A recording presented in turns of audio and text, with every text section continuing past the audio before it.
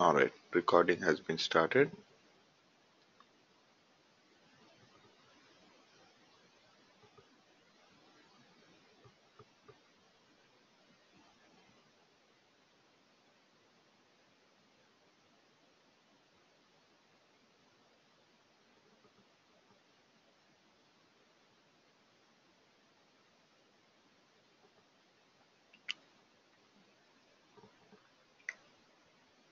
So there is a question from Srini.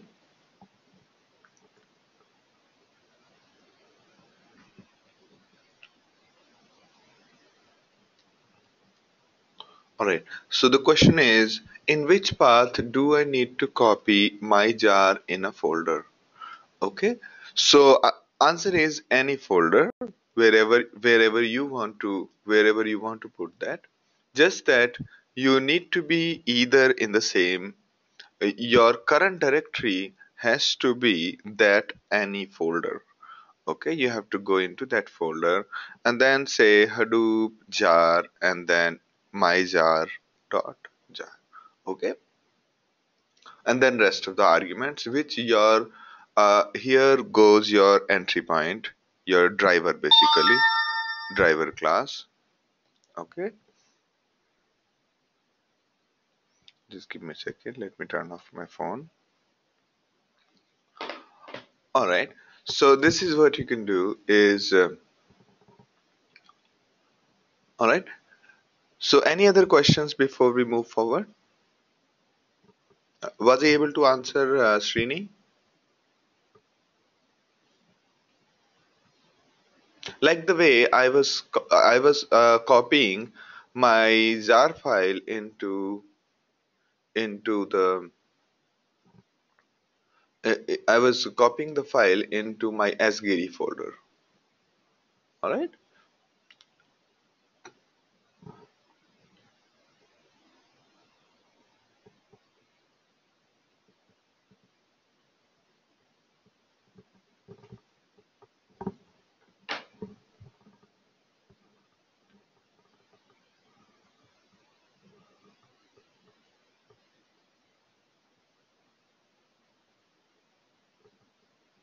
all right, any questions at this point, Srini?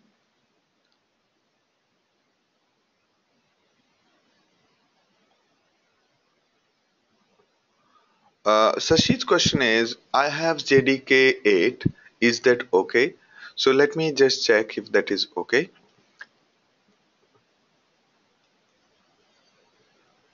Let me try to log in.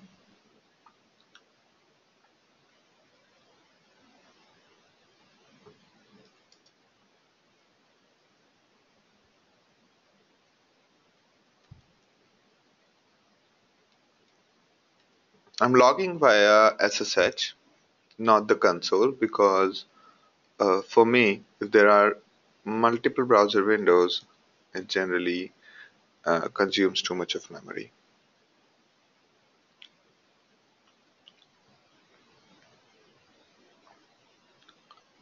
All right. So, okay. Sini's follow-up question was, my jar file I created in my local directory. So local as in H1, H2, H3 or desktop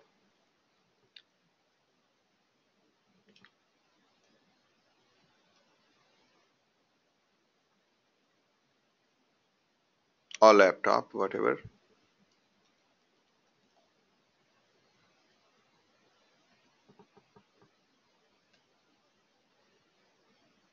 Yeah.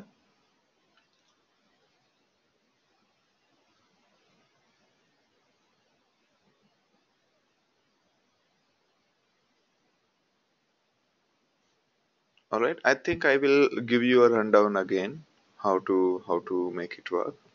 All right. So whether JDK 8 is okay or not, how do we validate? The way to validate is checking the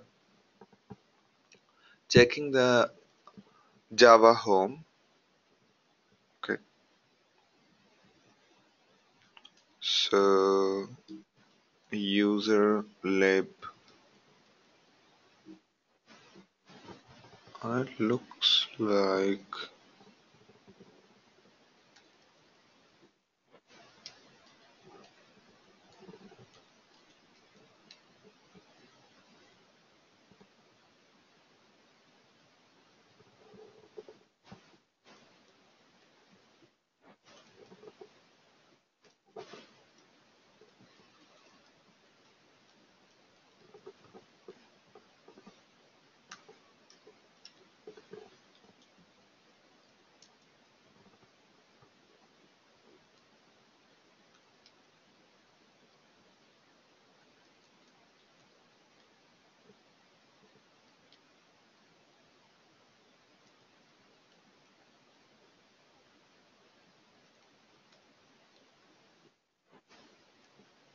alright, looks like Java is located at some location which I don't know.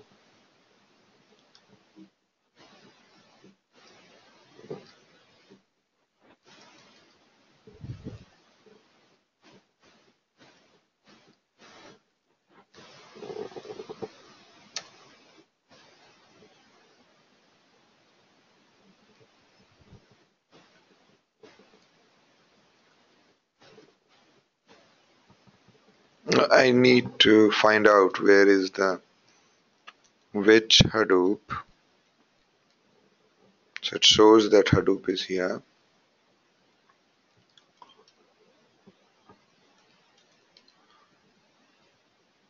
Alright, so it shows that Hadoop is this version.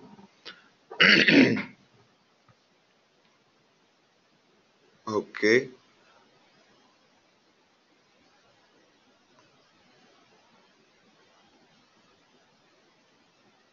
so what does it do?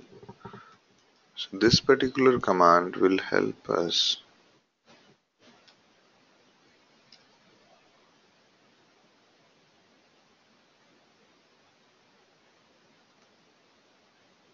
Okay,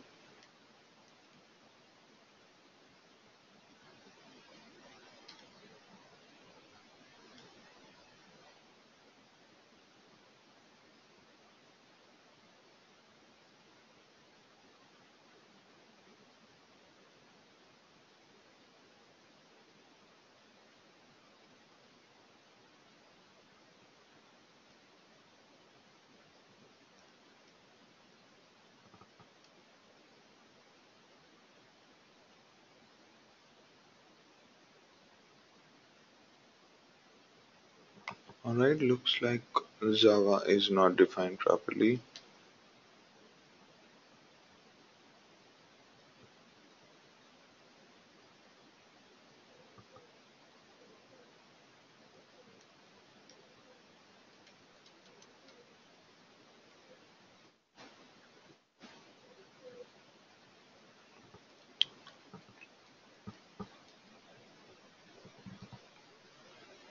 Let's just have a look into the command called Hadoop, and this Hadoop command again will takes me to the same place.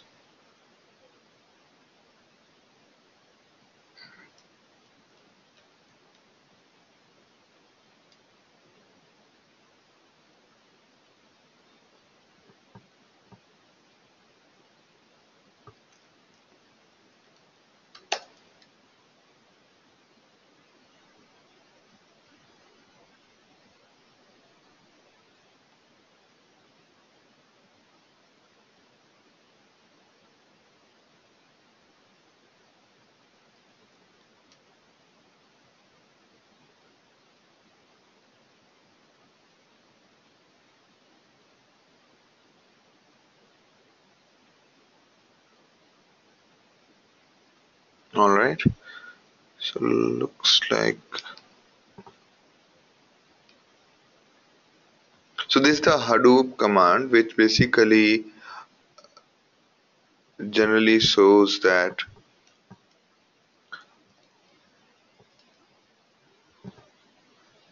it generally is the one where the whole magic happens. It's just that I'm not able to locate What about CentOS Java path?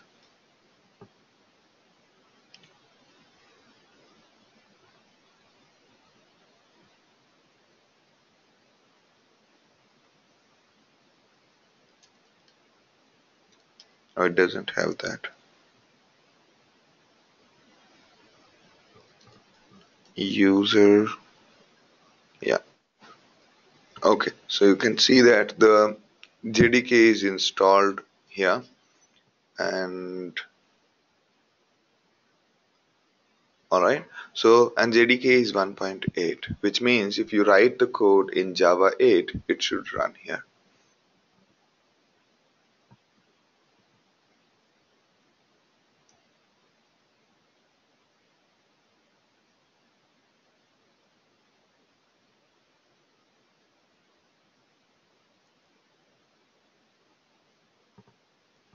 Alright,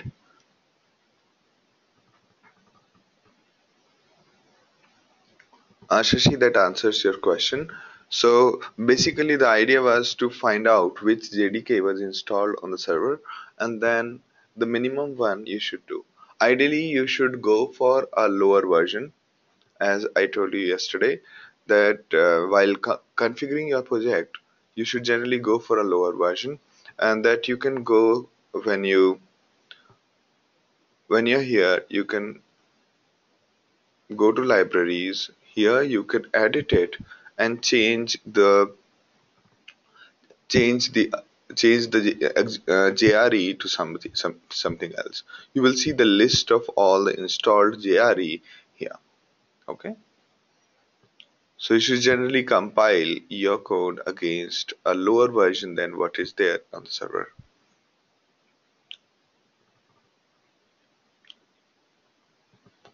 All right.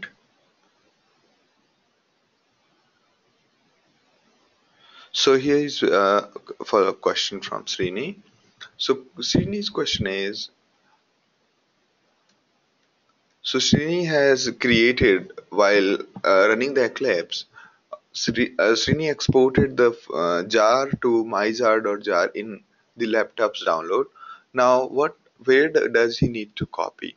The simple answer is there are two ways. Okay, two ways.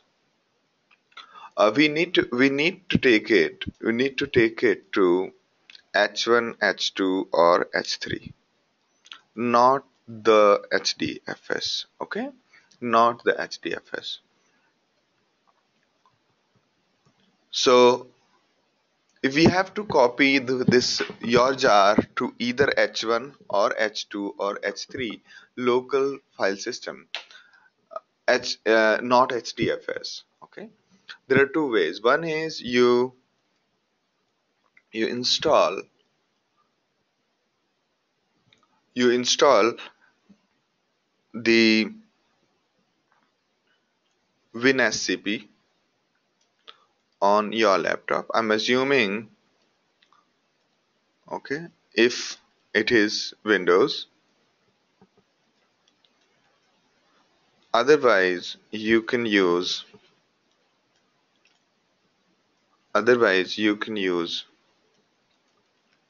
SCP. Okay.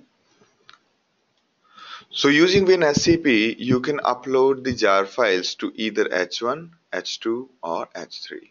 The server name you have to provide. WinSCP will ask for the server name. You provide either h1.cloudxlab.com or h2.cloudxlab.com or s3.cloudxlab.com. Second is, and it'll ask for login password. You provide the login password as T7974. All right, and that should do. The second method is you first, if you don't want to install anything, okay, that is installation free, but it is two steps. Okay, it is two steps.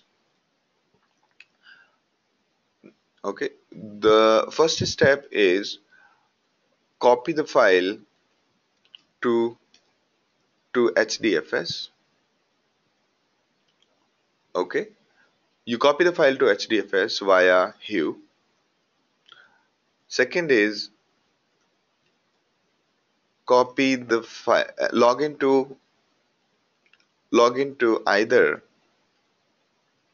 H1, H2, or H3, okay, by using PuTTY or SSH, okay, via PuTTY or SSH, and then do a Hadoop fs copy. This Hadoop H will be smaller, copy to local.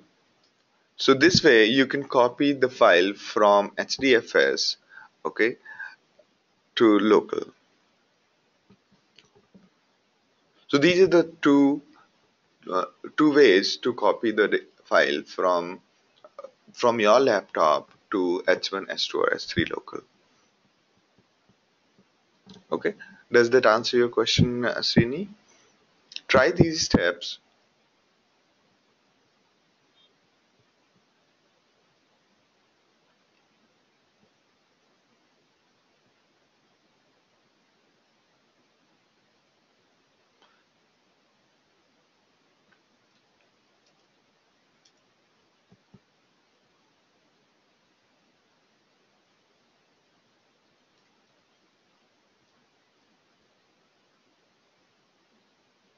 Good. All right. In case you're facing difficulty in understanding what exactly is going on, I think this particular uh, this particular post I wrote earlier would help you. Okay.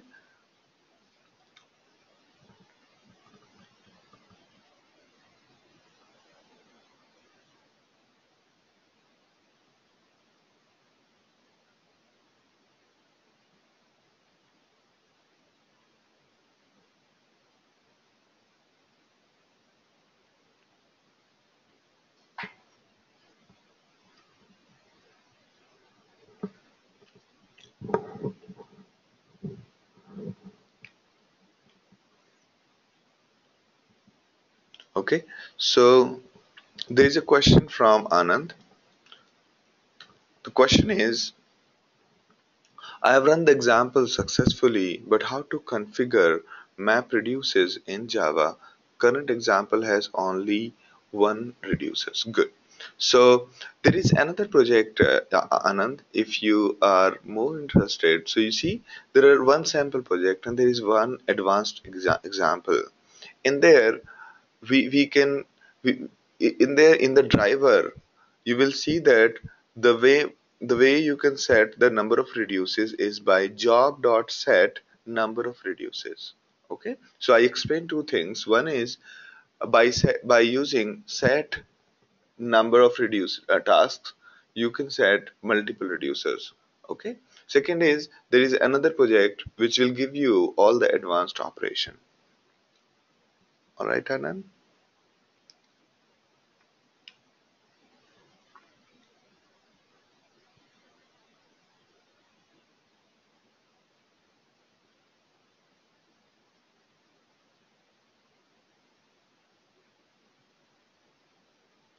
All right. Yes, thank you, Harita and Anand, for helping me out. So, problem was that Java binary was not in the path. Okay, so when you run Java, it was saying that command not found. So we had to find out where exactly it is installed on CentOS and accordingly find out. Okay. Now there is a question from Shashi. I need a reference book on Unix. So I would actually strongly recommend against books in case of Linux. I would actually suggest you to go through the basic tutorials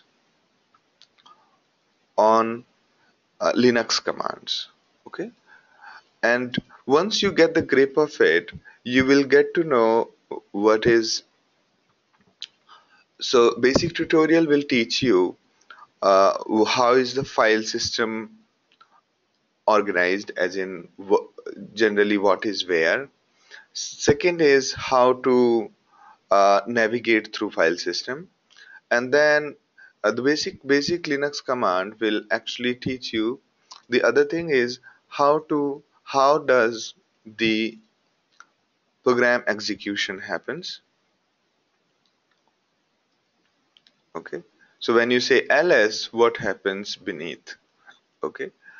And once you know that, I mean, it's very straightforward actually. The When you run any command, it looks up in the environment variable called path from left to right, and wherever it finds that command, it executes it. If it is not able to find path, then find your command in the in any of the paths, then it will give an error. Okay. Now, the then basic tutorial on Linux. Okay, then it will also you should also learn the what are the basic commands. Okay, and once you know that, you would know there is a man command. If you say man ls, it should give you the manual of ls. Okay, so from then onwards you can go into the details. But the easiest way to learn probably is The easiest way to learn probably is by searching quickly.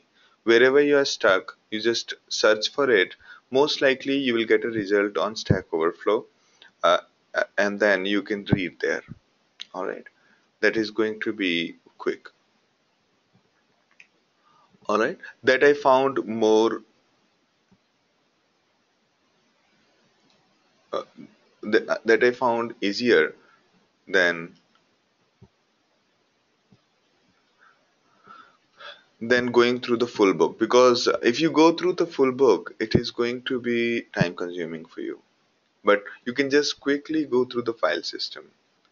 Okay, file system as in the folder structure starts at slash, and under slash you have the folders, and you can refer to a file system like cd xyz, which is absolute, or you could also refer a folder like xyz. Okay, so whatever you choose, um, make sure that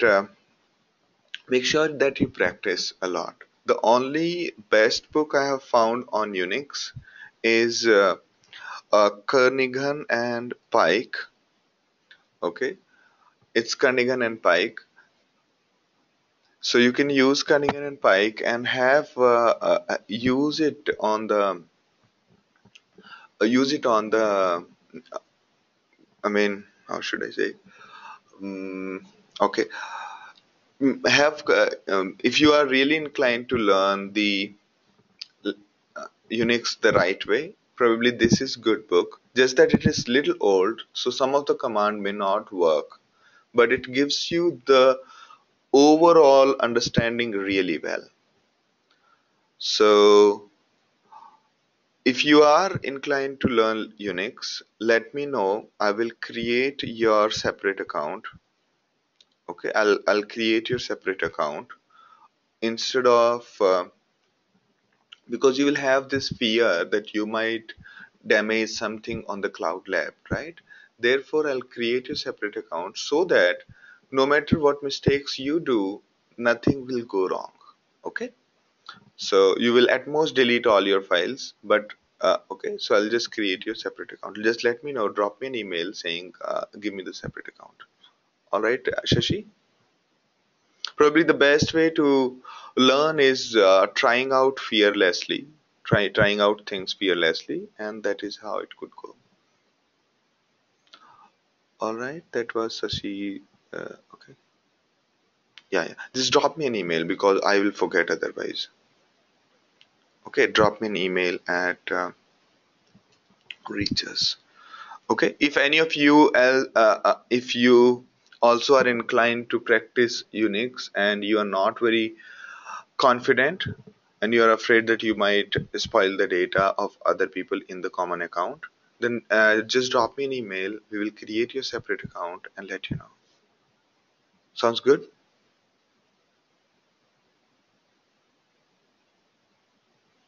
Hi, Carlos.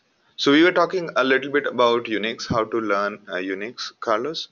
And in case you are a beginner at Unix and you are inclined to learn Unix, make sure that you ask for a separate account. Just drop an email and I'll create your separate account at CloudX Lab.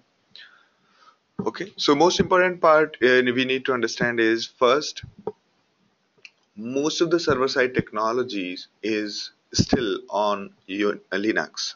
Okay, even Bing, when Microsoft's Bing was initially, some of the servers were on Linux. So most of the technologies are on server side is on Linux, and it is going to be on Linux. I do not see in near future people moving the servers to Windows too much. Okay, because most of the server side technologies is fairly mature on the Linux side. So learn Linux and let me know in whatever way I can be of help. I will help you out. Okay.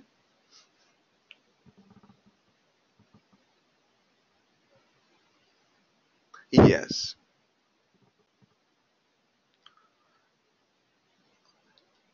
that's right, Carlos. We use CentOS Linux on the servers.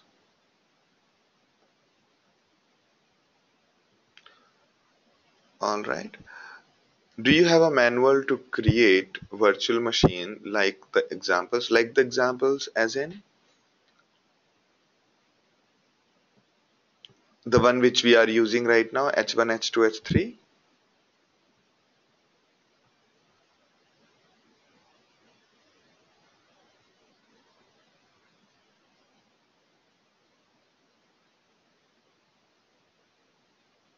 Yeah. So I'll tell you this. If you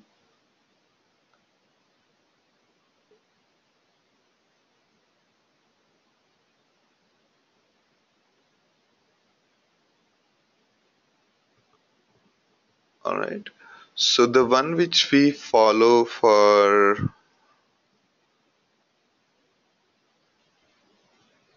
HDP, okay.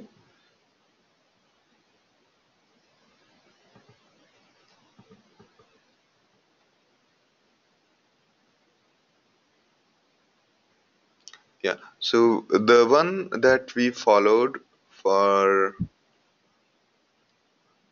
installing Hortonworks platform is this manual. You could, the way we went across, download, and we went to documentation. And here we said this is the one. So getting started, non-Ambari automated installation. Okay, so this is what we are using. Okay, so this is what we are using for installing the cluster if you are inclined for that one. Okay, so if you just want to create a virtual machine, the guidelines are located here. You can go to installation instruction and yeah, make sure that you enable the where is that? Yeah, if you want to install on your desktop, you can actually do that using the virtual machine, but experiences are not that great generally. All right, so that was a good discussion again on the installation.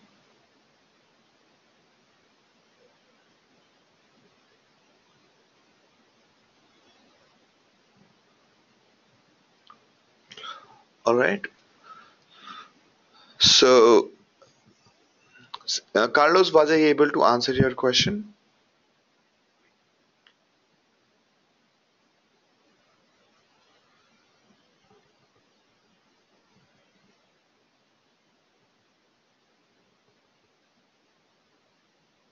All right, great. There is one more question, and this question keeps coming again and again. All right.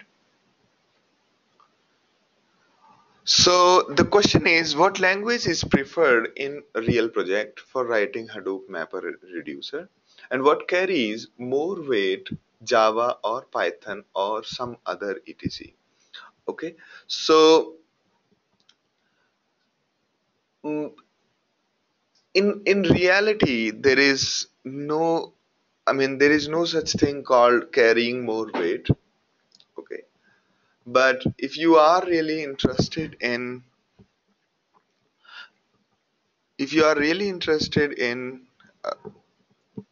doing the advanced operations in with MapReduce, you may like to go for Java. Okay, and when you want to quickly get things done, then you would go with Python or maybe Shell.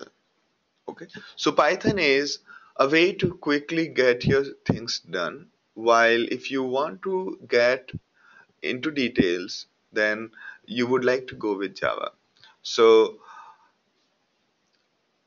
okay, so my strong advice is learn either Java or Python or both.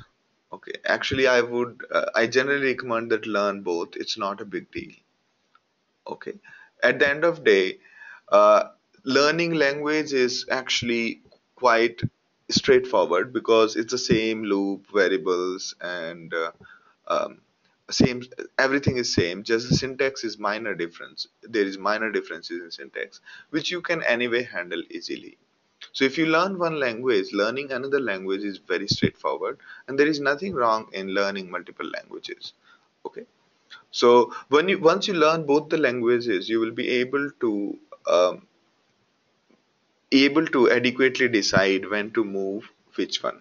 Because what happens is when I learned Python, I realized that I could do things really, really fast as opposed to doing lot of work, as opposed to a lot of typing in Java.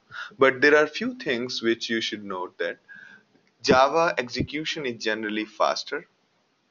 Okay, the program is generally faster as compared to Python. Second, in case you make typing mistakes in Python, it won't get caught so easily. And in case of Java, it will be caught in the compile time. All right. So those are the differences, and both the things I think people should use both the things interchangeably. And also note that the libraries which Python gives you for big data analysis or the data analysis are just wonderful. Okay, the console which is there, it provides you a great interface to doing the online live kind of data churning. So as opposed to Java where you have to write a program and then run it to see the result, there you are given the console where you can quickly type the commands and get the results. All right, I hope I'm able to answer. Although these debates are language debates are something like a political debates, they never end. So Srini's question is, can you please suggest a good book to learn? Again, liked their online one. What was the so Python tutorial? Okay. So also note that this Python which is on their servers is on our servers is quite is 2.7. So you can quickly run Python here if you are looking for Python.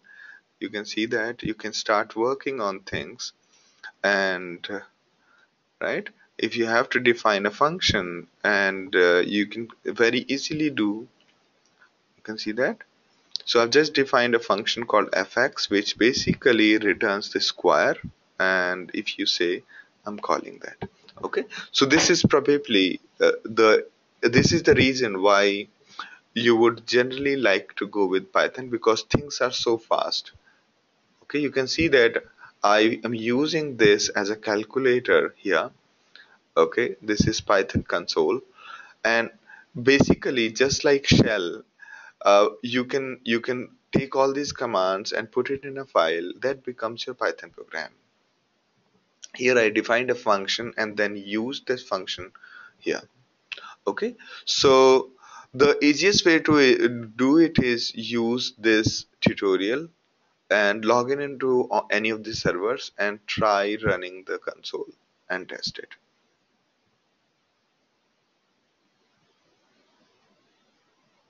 Pankaj's question is, can we use both Java and Python in one project? Yes. Okay, streaming allows both. Also, please note that any data science project any data science project will have multi.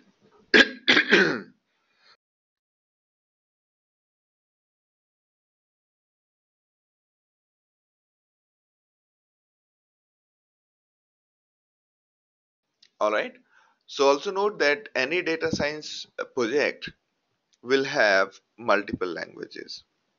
Okay, it might be having Java, Python, or maybe R.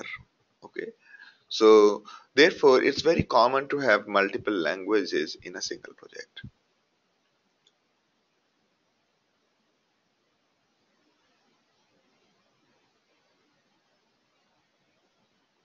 Okay, okay, that is a good.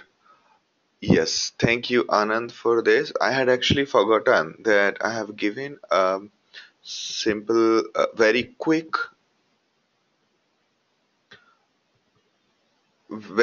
Python. Okay, I'll share it. Okay, I will make it available. I actually did it. I gave the webinar so that I could share it with my student, and I seem to have forgotten it. So I will let me put it into two. Thank you, Anand, for this. Yeah, I'll do that. All right. So great, great. I think I have answered your questions. I hope I have answered your questions.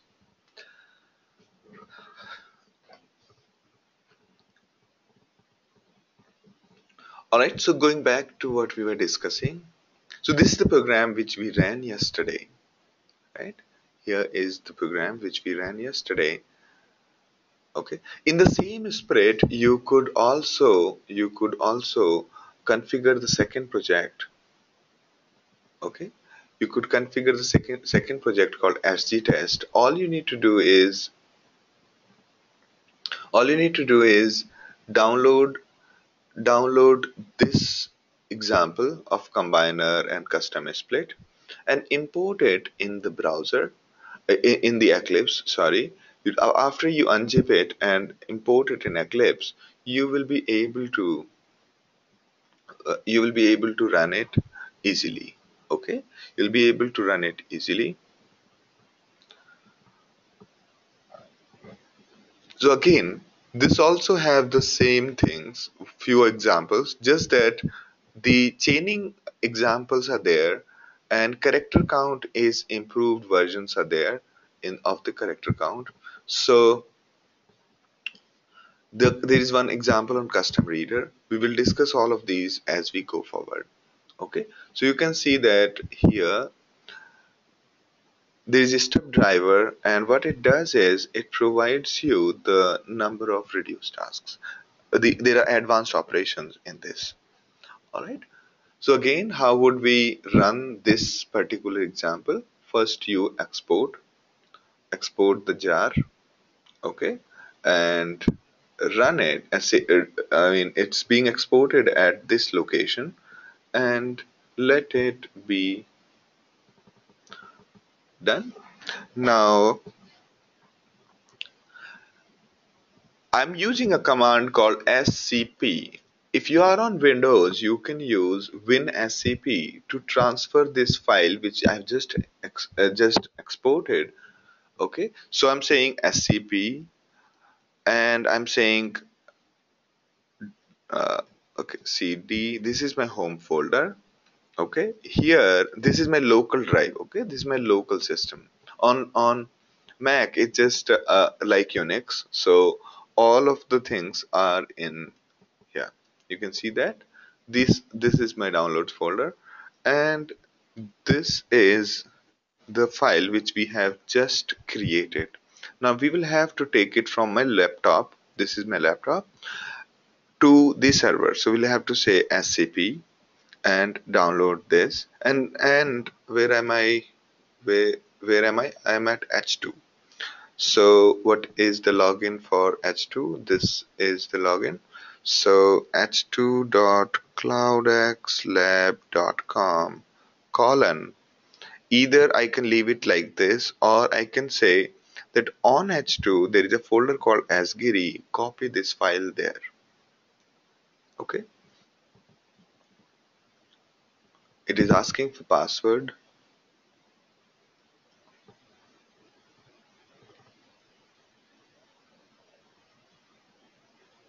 Okay. It says it's a directory.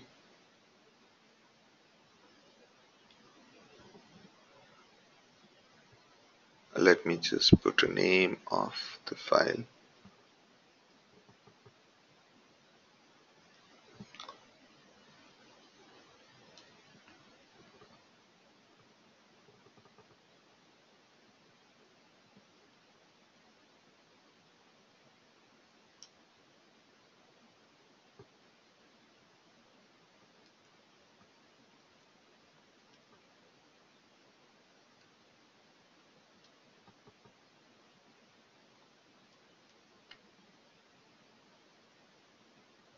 All right. So there is no asgiri folder. That is the problem. Okay. That's why it has copied here, and I'm moving it to my folder so that not to pollute the whole place.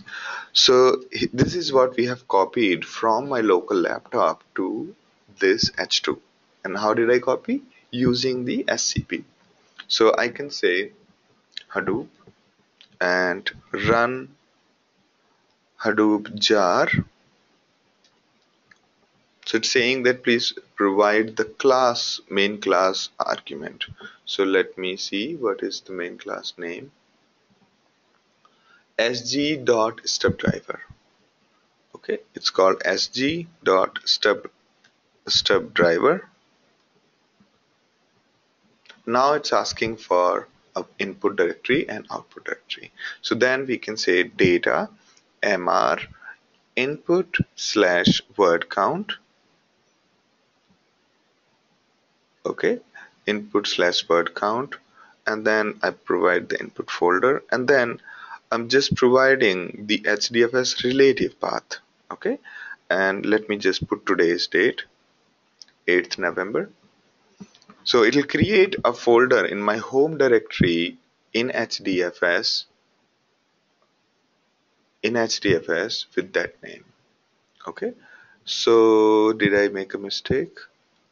Yes, I made a mistake here.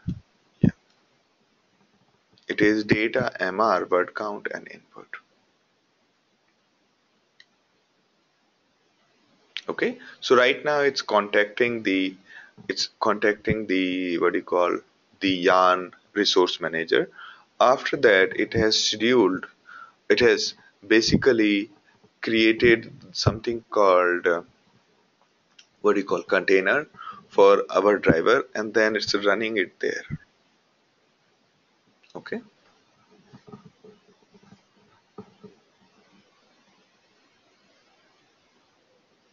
okay, let me give this command to you. All right, so yes. So just you have to change the folder name, otherwise it will call the output folder name. Otherwise it will tell you that the folder already exists. Okay.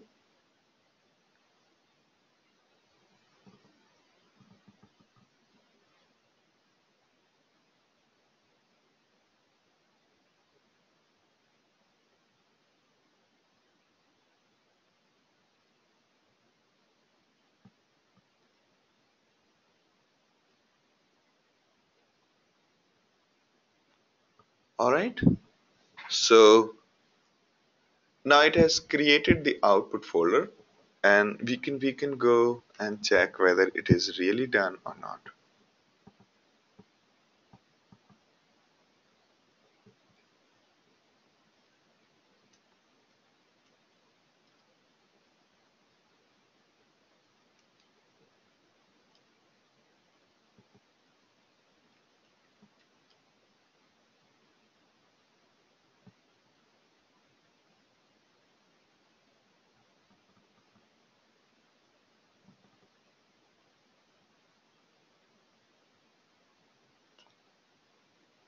All right. Here I'm logged in what? It is supposed to be this. I'm logged in another batch. Uh, Login.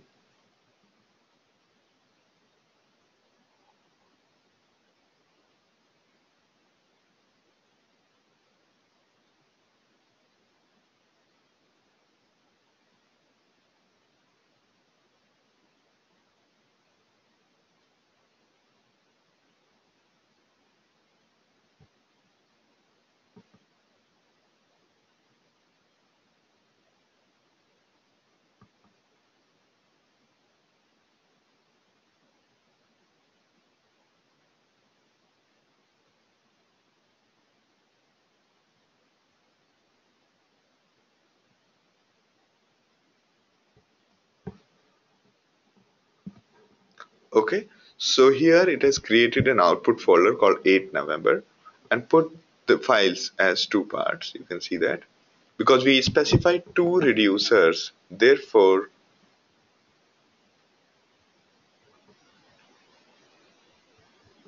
and why is it empty?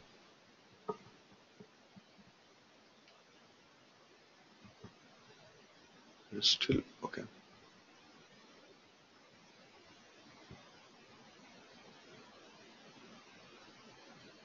Oh, you know what?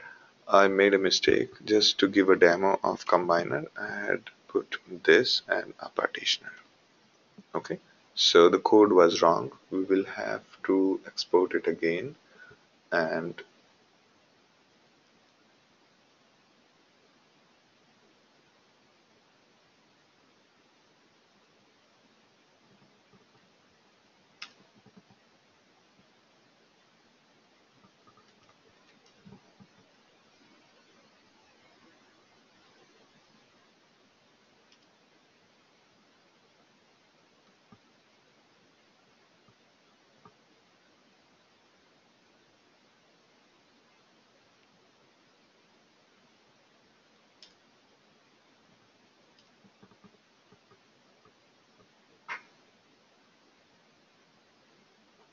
all right.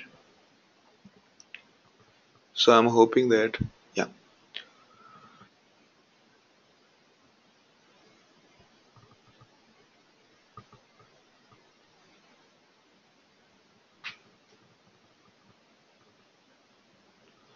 All right. So it's being executed here. You can see that MapReduce executing, and at the same time, it starts showing us that there is some job being executed in the job browser.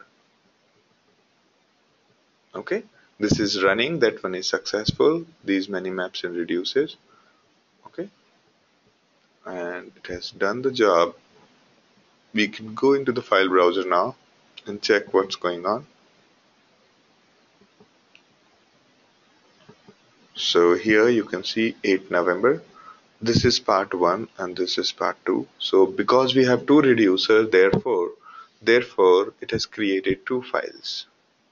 And this is word count, as in the second part you can see that this is a word.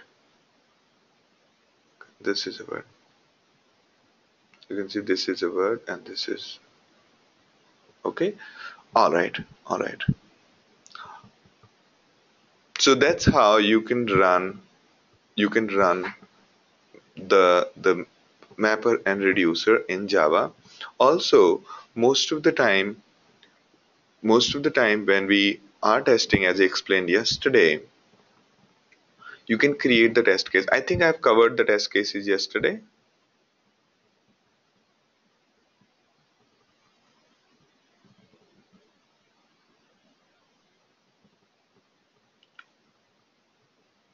It shows that this one has failed. This one has failed because we have purposefully kept it that way. It says fail. Okay, it has failed, and here it has succeeded.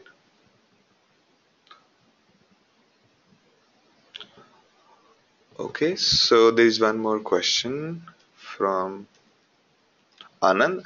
In this real time, how this command line execution is integrated for automatic execution to get the output? The quick answer is Uzi. All right. So we will show that also. All right. So now let's proceed to input splits. That is what we wanted to discuss today.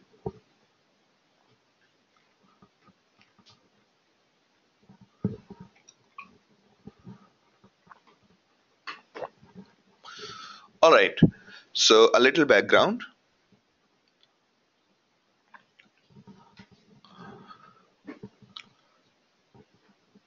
Right now we did the churning of the word count, as in we did the word count. There was a line by line. For each line, our mapper function was executed, right? Our mapper function, which was here, this stub mapper, this function was called for each line. We created our mapper, the mapper class, and we created our reducer. We handed over to Hadoop, and it executed our mapper function on each line of the file, right? It executed this function on each line of the file, and you can see that here we are splitting line by space and tab, and then for each word, after we have removed special characters, we are converting it to lowercase, and then we are just giving key value pairs in the form of word and one. This is the actual word goes here, and this is the value. All right, sounds straight, right? But if you remember, when we discussed HDFS, we discussed that the HDFS will break the file. It will break the file into blocks. It would not care whether that block's boundary is middle of the line or middle of the word. Okay. Therefore, if the block was directly fed to our mapper, it could have been a disaster, right? We could have been counting half words, and we could have been counting one word multiple times, right? So therefore,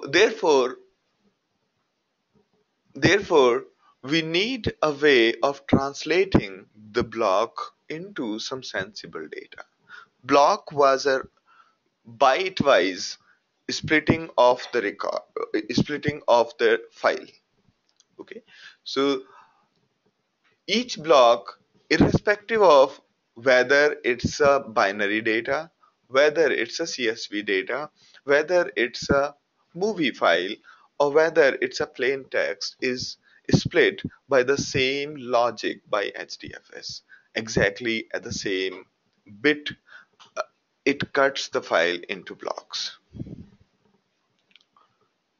All right, it cuts the file into blocks, and this each block is translated into an input split by something called input format. Otherwise, if the block otherwise it would not be possible to handle any binary data, because every binary data requires a processing to prepare a logical input to our mapper, right? Our mapper need to get the data in the form of the records. Okay, the way the current record was a line at a time. Therefore, if you are handling a complex system, like let's say let's say you are handling a binary file, a database file, there you would need one record at a time in a proper format. Therefore, there's always need of having a logical unit which can translate the blocks into something which our program can understand. right? That is what is known as input format. Now, and this input format solves the problem of the boundaries as well. Okay, this input format solves the problem of the boundaries as well. Sometimes you may also want to process the text file paragraph wise. Sometimes you may also want to process your file in, say, 100 lines at a time. You want your mapper to receive 100 lines at a time. So in all those cases you would require custom input format. If such input format does not exist, then you might have to create one. You might have to program one is input format, and your program, this input format which you are stitching in, custom the custom input format that you are stitching, that could be utilized, that would be converting the raw blocks into something you desire. Okay, and then whatever is the records that are being prepared by this custom input format will be given to your mapper, whatever code mapper you have written in, whatever code you have written in the mapper, and then the rest of the map reduce process will follow. All right, now this was a quick introduction. All right, now you can see that here the fifth block, the fifth line or fifth record is 80% in the first block and 20% in the second block. Similarly, block this record number 9, 90% of the record number 9 is on the block number 2, while rest of it is in the block number 3. Therefore, you can guess that while preparing the input split, because input split requires full record. Okay, so while preparing the input split, some of the data from the block number 2 gets transferred to the block number 1, to the node which contains the block number 1. Similarly, some of the data from block number 3 gets transferred to block number 2. Now, you would notice that even if the boundary, I mean, one common sense would be that sometimes it is okay to transfer from block 2 to block 3. No, because that's how the input split has been designed. Okay, so when when your map reduce starts, when a process of map reducing starts, the first attempt is to translate the data into records, and this translation starts happening parallelly on all the nodes. It starts happening parallel on all three blocks. Okay, so everywhere the data is being read, here, everywhere the data is being read, and the logic it carries is, if it has encountered the boundary of the record, then start consuming, otherwise keep on throwing to the previous node. Okay, so that's the logic which it carries. If it has encountered the boundary, start consuming the the data, and if it encounters the boundary, okay, if it has not started with the boundary, it will keep on throwing the data to the previous record. That's what it is doing. So look at from the perspective of the block reader here. So the input format who is trying to translate this block here will first notice that, oh, there is no boundary here. That means it'll keep on giving this data to the previous record, uh, previous node. Okay, and the moment it notices that there is a boundary, then it will start preparing the input split. Okay, so this is how the process of creation of the the input split happens.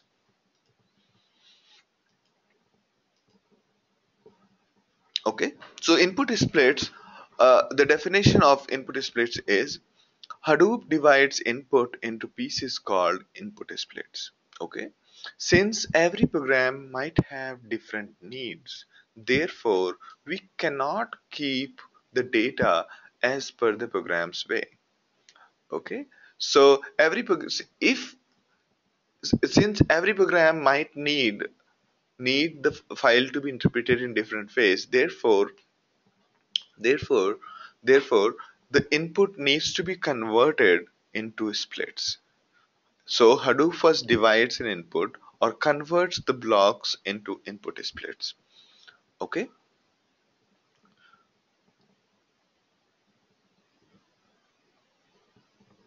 For each input split, Hadoop creates one mapper instance. So this class which we talked about here, this class, this class, it will be initialized only once per node. Okay, once per task. It will be created. There will be Hadoop's logic which will say stub mapper as equals to new stub mapper. It will create the instance of this one only once per task. Okay, or so all I'm trying to point here is per task Hadoop creates an input split. So first attempt of Hadoop is find out where are the blocks. When you start your MapReduce process, it will first try to find out where are the blocks, then try to translate them and create input splits. And for each input split, it will create the mapper instance. And once it has created the mapper instance, for each record in the input split, it will try to execute your map function. Okay, that's what is happening. One mapper instance per input split. Split consists of many record. Map runs on each record of the split. Now please notice that since we will be talking about how to create this input split programs also, at that point of time, if the input splits are either too small or too big, there will be a big overhead of transfer of the data. You can see it here in this diagram. If this boundary is very different from this one, then there will be a long big overhead of transferring the data. Big overhead of transferring the data.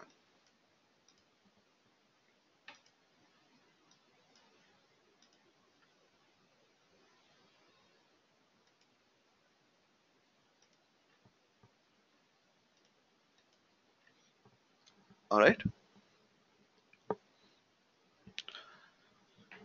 So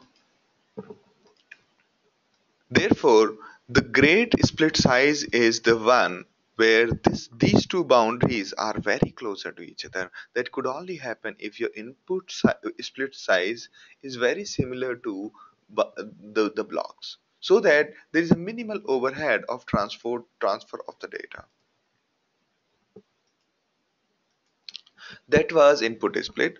Now, as we were telling that input split is nothing but a something which is very close to the block, right? But input split is a logical record.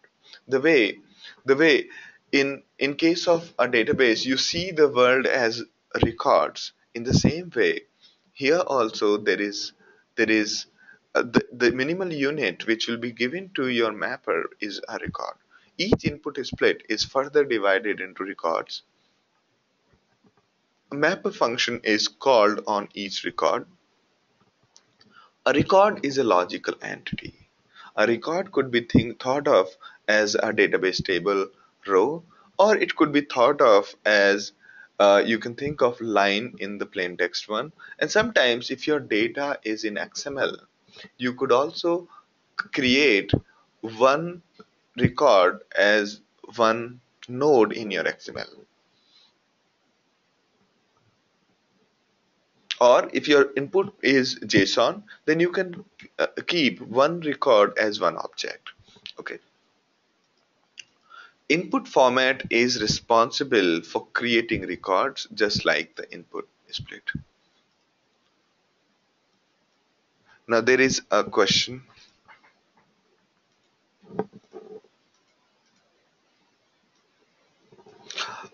All right. The question from Shashi. The question is, what are the upper red lines? So these red lines are input split. You can see these are the red lines input split. The below one is the blocks. Okay. So this is your big file. Okay, which has got 11 lines in total. I mean, this is really big file. And the first block was containing 4 lines plus some more data here. We wanted the complete line. So, but input split contains the complete lines. You can see that.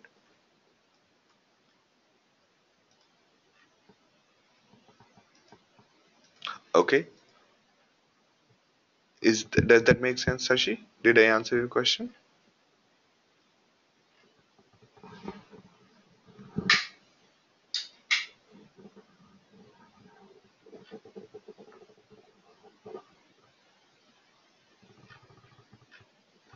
Yeah.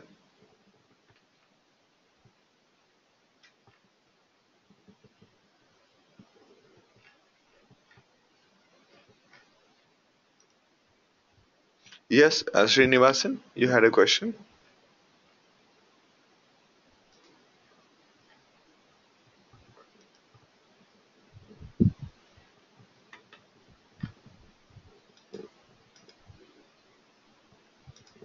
So this is the input split.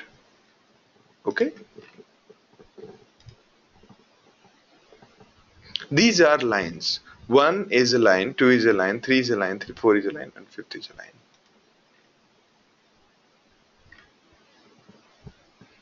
So you can think of it that this is a file which was stored in a file system, and the blocks were created. This is the first block, second block, and third block.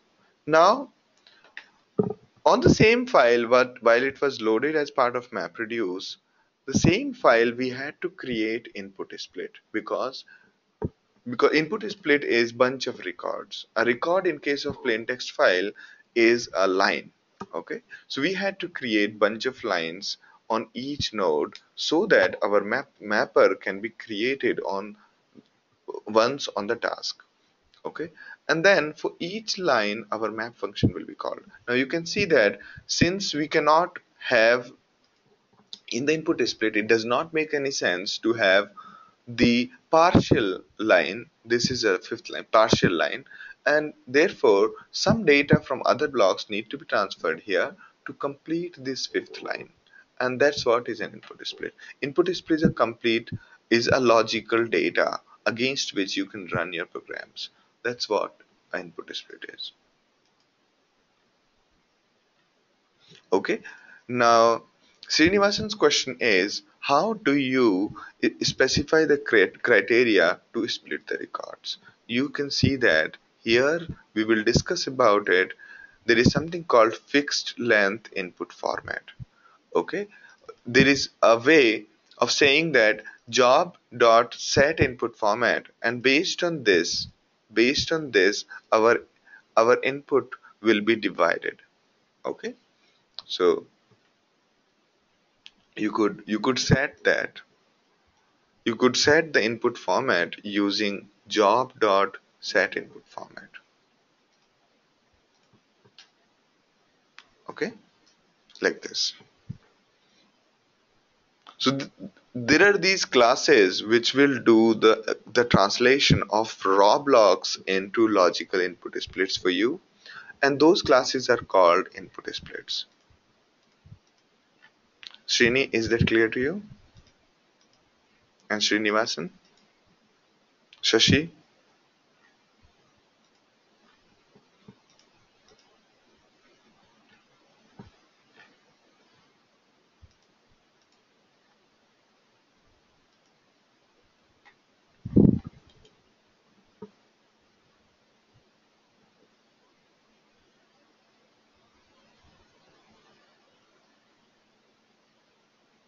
Okay. So, Srini, did you get the idea about blocks and how that get converted into input split? What is input split and what is the block?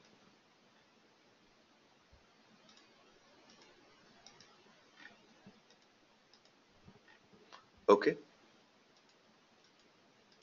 so okay, let's put it this way. When we talked about HDFS, our data was in the form of bytes. We said that we will cut the file into every 128 MB and that's it, right? But when we talk about MapReduce, everywhere we have been talking that our map will get a record or a line at a time, right? Our map function will get a record. Now, a record or a line could be partly into two blocks, right? The way you can see that block 1 and block 2, the fifth line is half this side. I mean, most of it is on the left hand side, this side of block, and rest of it is on the other block, right? Okay. So there was this file containing 11 lines. Do you get that, Srini? Is that clear? So there is this file called this file containing 11 lines. These are really big lines. Now, first five lines are bigger than 128 MB. So the block has been created by out of four lines plus some part of the five. Okay, rest of the fifth line goes into the second block, and then 6, 7, 8 and some part of 9 makes up the second block because it is a fixed bound length of 128 MB. So and therefore if you are trying to translate this block into some records, this data on the boundaries need to be transferred, okay, to create the input split. And that's what that's what is whole input split is about. So input split takes up the raw blocks and then convert it into input splits. The input format takes up the blocks, raw blocks, and translate it into input split. All right. So input split, Hadoop divides the data into input splits, and input splits are composed of records. Record could be, you can think of record as a row, as a plain text, as a line in a plain text file, and against each record, we will be executing against each record. We will be executing our map function. All right. Now, for every situation, you will generally find a input format. Okay. For every situation, you will generally find a input format. For example, let's say you are trying to, there is a big XML file which have been stored and you want to churn that out. Okay. So to convert the raw data of XML into XML nodes, you could utilize this particular XML format. Okay, this particular XML format. Although it's a part of another project called Mahat, but this is fairly common to use somebody else's program for yours. Okay, so most of the time you will find these projects which can provide you a, a logical way of handling these these situations. Okay, so if your data is in XYZ format, you could always find, or you can say MP4 input format. Let's see if it is there, and let's call it map reduce.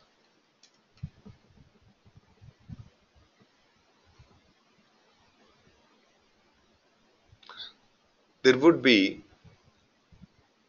you will find the, okay, looks like it's not there.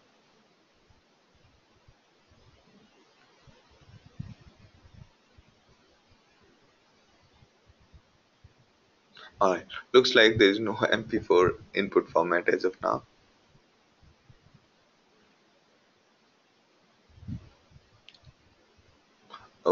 So in this example, there were three input splits. Okay, there were three input splits.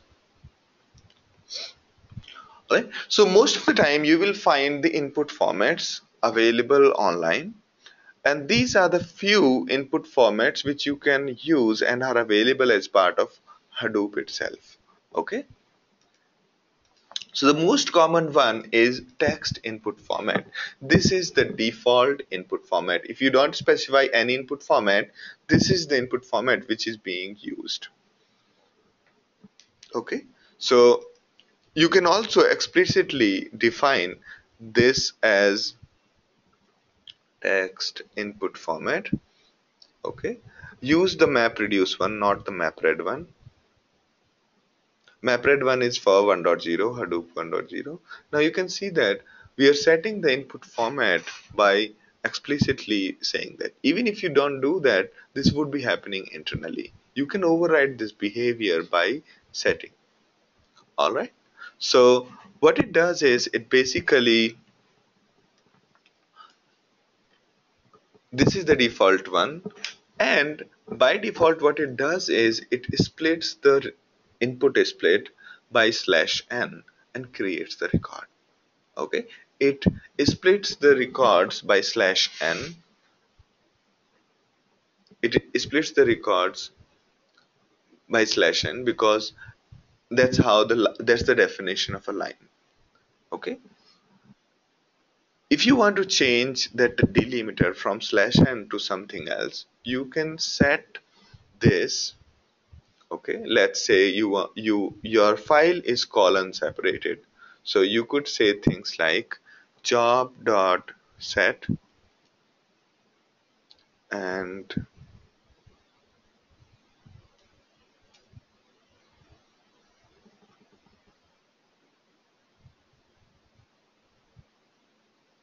conf dot set conf dot set, and you could say my delimiter is colon. In case your file is separated by colon instead of new line. Okay, you can do that. Sometimes you want n lines of input as one input split. Right now it is not the number of lines which are decided to be part of one input split, but you can enforce it by using another input format called n-line input format. So here you could say, instead of using this, you could say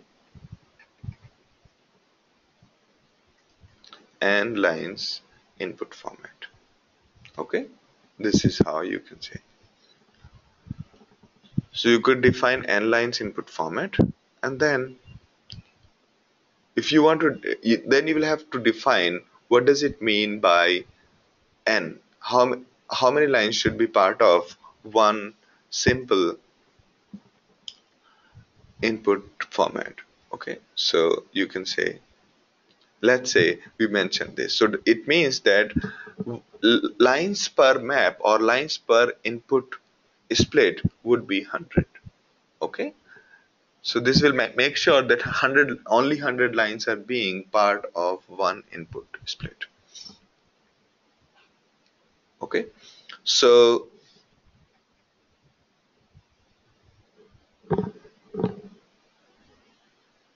sometimes you are dealing with fixed file format. If you have used any proprietary format, you would have noticed that um, lots of proprietary formats are composed of the files which are of fixed record size, as in every record is of fixed length. Okay, specifically in databases, when the file is stored into file system, the records are of fixed length. Okay, there is something called record padding, which is a space left in order to accommodate the future changes. So sometimes when you encounter such kind of files, you can simply use this format to read the input. Okay, if you know that your file is formatted into this manner called fixed length input format, you could utilize you could utilize fixed length input format for translating the raw data into records. Okay, and to set the size of the record, you could use set record length and then specify this as custom.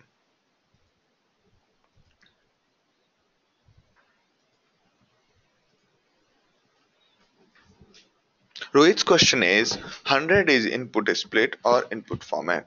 So 100 is number of records. I think you're talking about this one here. 100 is number of records per input split. Number of records per input split. Alright. Here, here we are saying 10,000 lines per input split. Here we are saying that our record is of fixed length. No matter what, our records is of fixed length. In case of comma separated file, the first one would be good enough. Okay.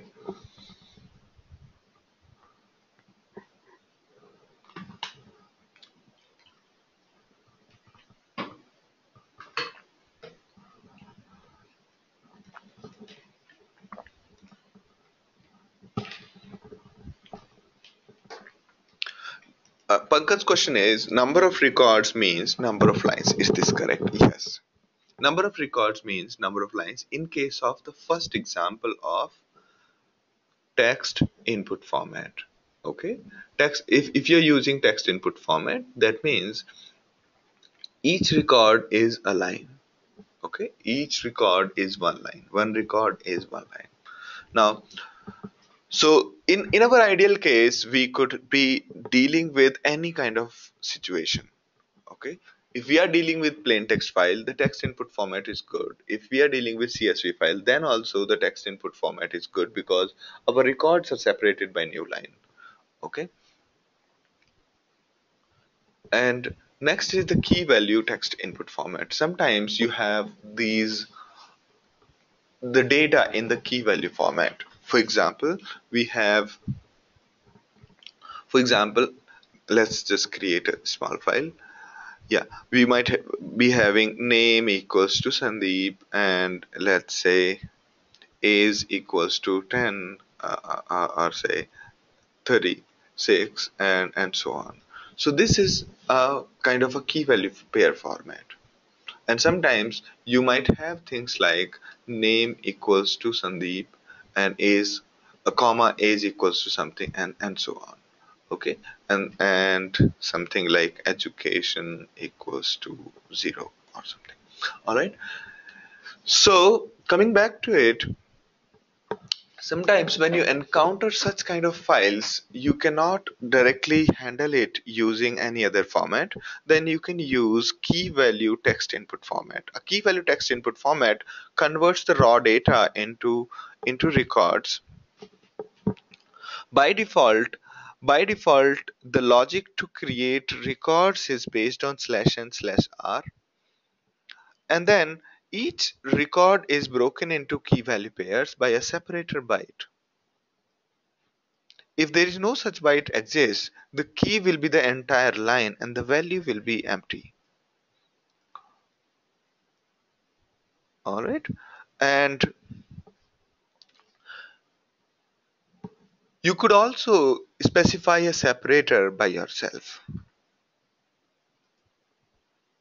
So that was to deal with key value format. Now this one is very interesting.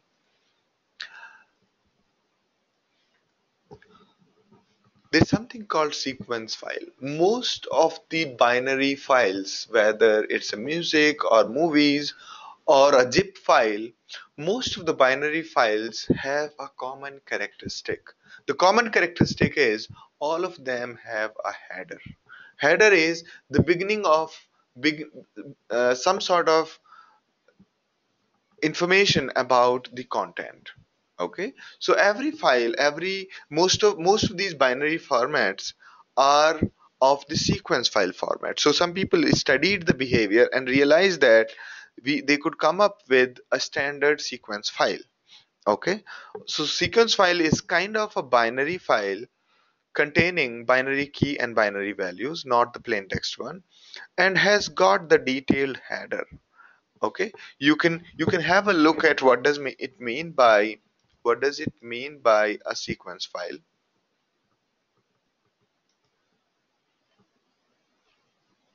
Okay,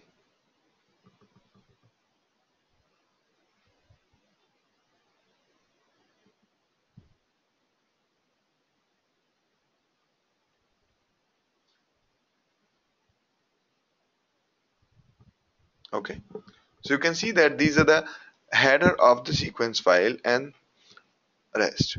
All right, now so if you have got a zip file, let's say if you have got a zip file, and if you I'm not sure if you have used it. So if there is a big zip file which was not fitting in the floppies, if you are from a floppy era when we used to have floppies, and that time what we used to do is we used to split the data into multiple floppies after zipping it, right? And there was a sequence in which we had to specify we have to insert floppies to unzip the data, right? So, and most often what used to happen is one of the file used to get corrupted and all of our data get lost, because for zip file we needed all the parts of that zip file in the same manner, and only then we could unzip it, right? So imagine this. Let's say you have compressed your data in zip format. Okay, you have compressed your data in zip format. What would happen when you do that? So if it has got four blocks, you would need all the four blocks at the same place, right? Therefore, using a standard zip is not a great idea when it comes to HDFS. Why? Because we would need all of the parts of a file together on the same node in order to process that file. Only then we'll be able to make sense out of it, right? Therefore, the whole purpose of creating the blocks is kind of lost. The whole purpose, we cannot do a data locality. Every time we have to do a map reduce, all these parts of the file have to be brought together in case the file was compressed in usual zip format. In those cases, it makes sense to compress it. It makes sense to convert. It makes sense to convert the zip file into sequence file.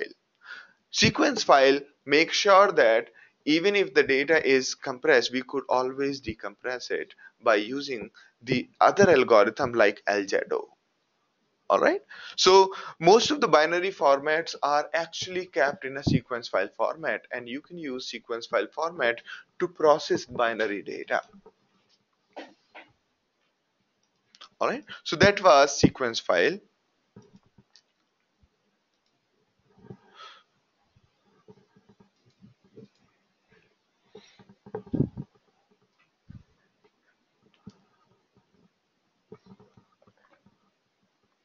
If you are more inclined to go into the custom format, let's say you're processing a geo information uh, database, okay, and you want to store all of this data into the HDFS, okay, then you might be interested in creating your own custom format. Okay, so before creating custom format, have a look at the existing ones which we have gone through just now. Have a look at them. Most likely one of these would solve your problem. Okay, few more notes. Inside a mapper you can access an HDFS file using file system, or you can access an external file as well using this file system class. And instead of using the normal zip, you can use zzip splittable, or you could use another zip format called LJADO. LJADO is something which is far better. Specifically, if you are handling a website and you are having a lot of logs, the best way to store these logs onto HDFS is in the form of LJDO. Okay, in the form of LJDO. There are generally two problems associated with HDFS. One is how to deal with the compression and how to deal with small files. Okay, answer to both is same: zip them and put it in LJDO format or gzip splittable, and then you can use it. You can use those files as such.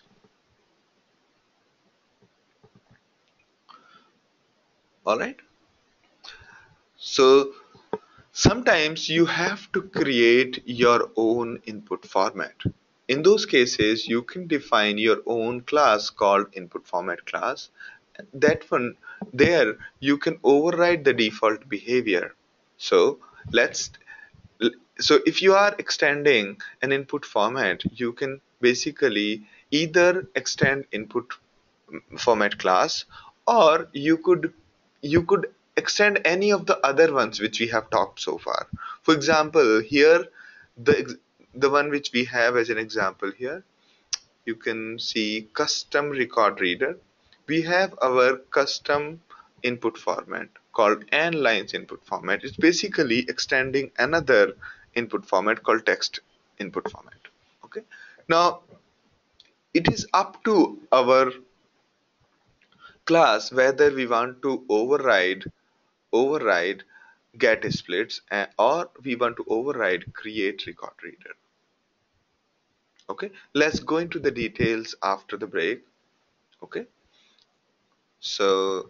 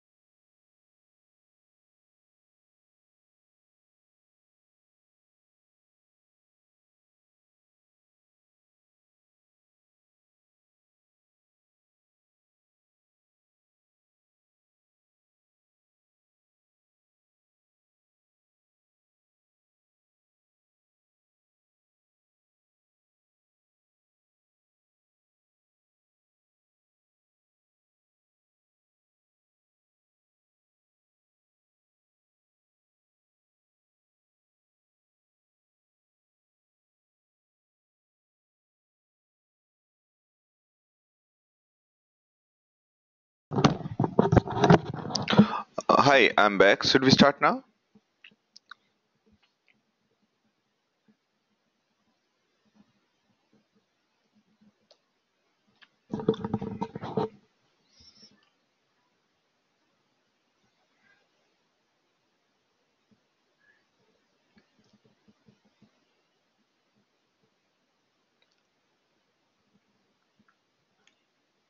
All right. So, okay, no problem, Xiao. Just keep me updated if you need any clarification. So, Xiao has to go early. All right. And Sashi's question is, the file SD test for the example of combiner, is the procedure for importing the file SD test same as Java map example? Yes. Okay, all you need to unzip it and import it, and that's it.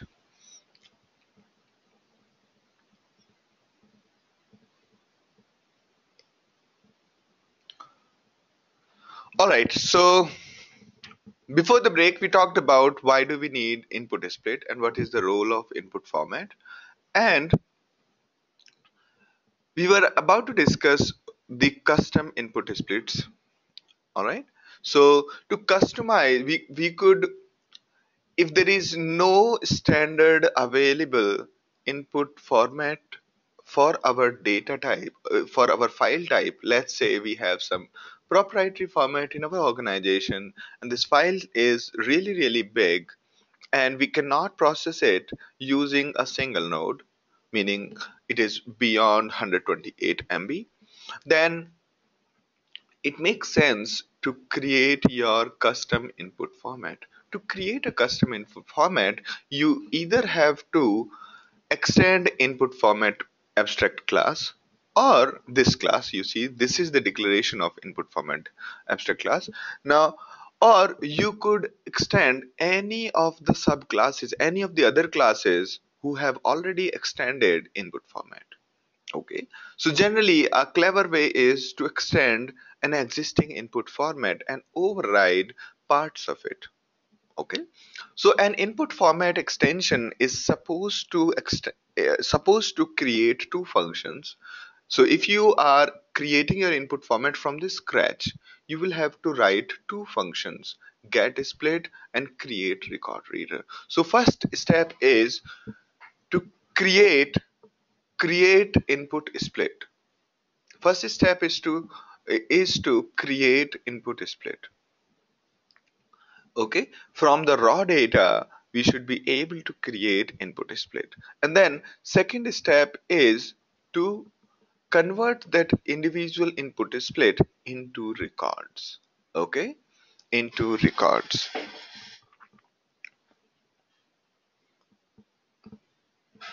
Okay, again an input split is a set of records which can be comfortably made up from a single block. Okay, and then out of input split we need to create a records by implementing a function called create record reader.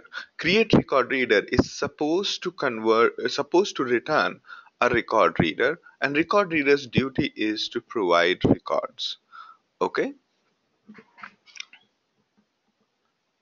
and create record reader would be given input splits and task attempt context.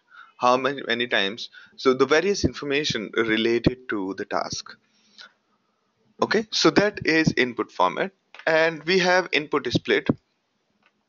The definition of an input split is the length of the split, and second definition of an input split is second part of the definition of input split is the location of the files, because input split could be made up of multiple HDFS blocks, and that's where the location of these blocks is described in this format. Okay.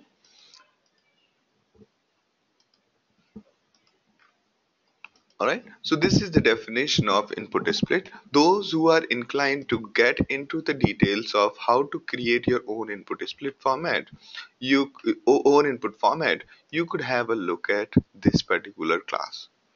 Okay, here we are trying to create a class called and lines input format, which is extending another input format called text input format, and it's only overriding one function called create record reader. The other one is being used as such.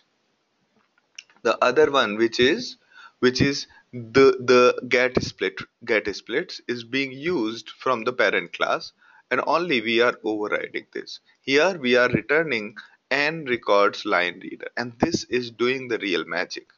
This is doing the real magic.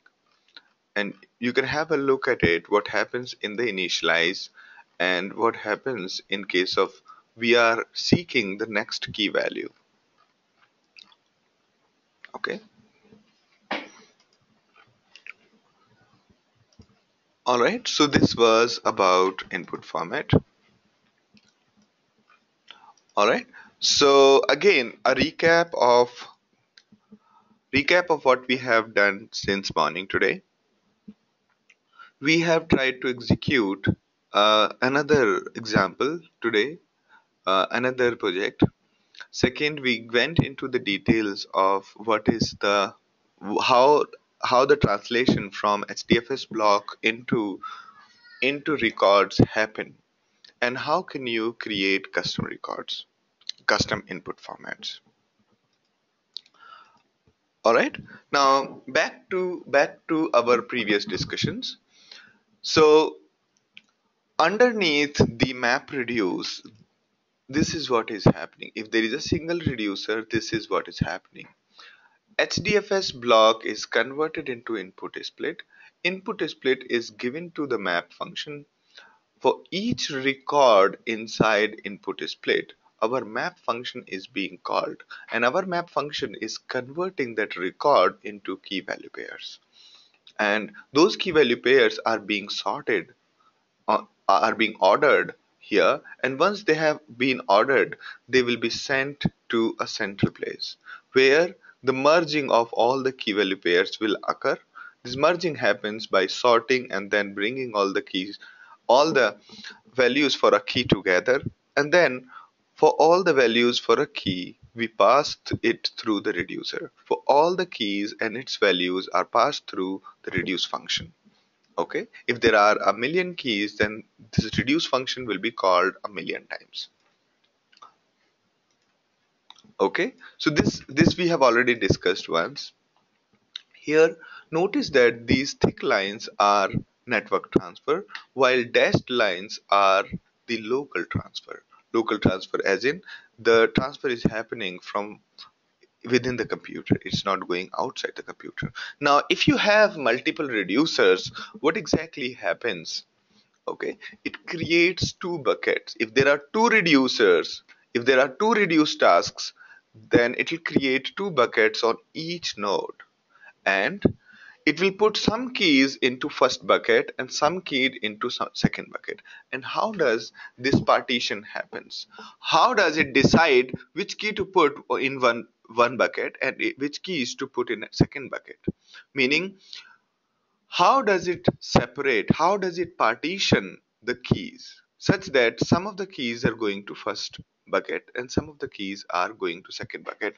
Now important part here is this. So when we just now executed our map reduce project, we got two parts. Okay, we got two parts. Okay, part 0 and part 1.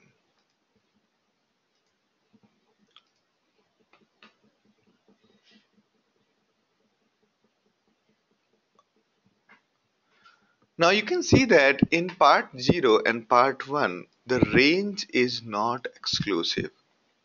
If we concatenate part 0 and part 1, the data will not be sorted. You can see that. I'll just open this.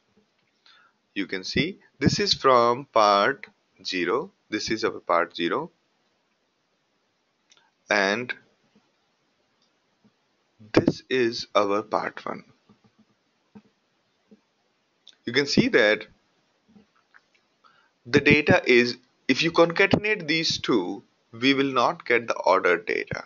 Okay, reason being, the partition, the way it is happening is based on the hash code of the key, such that, and based on the hash code, it's being decided whether to send a particular key to first reducer and or to send it to the second reducer. So this decision whether a key would go to the first one or the key is going to go to the second one is fairly unpredictable.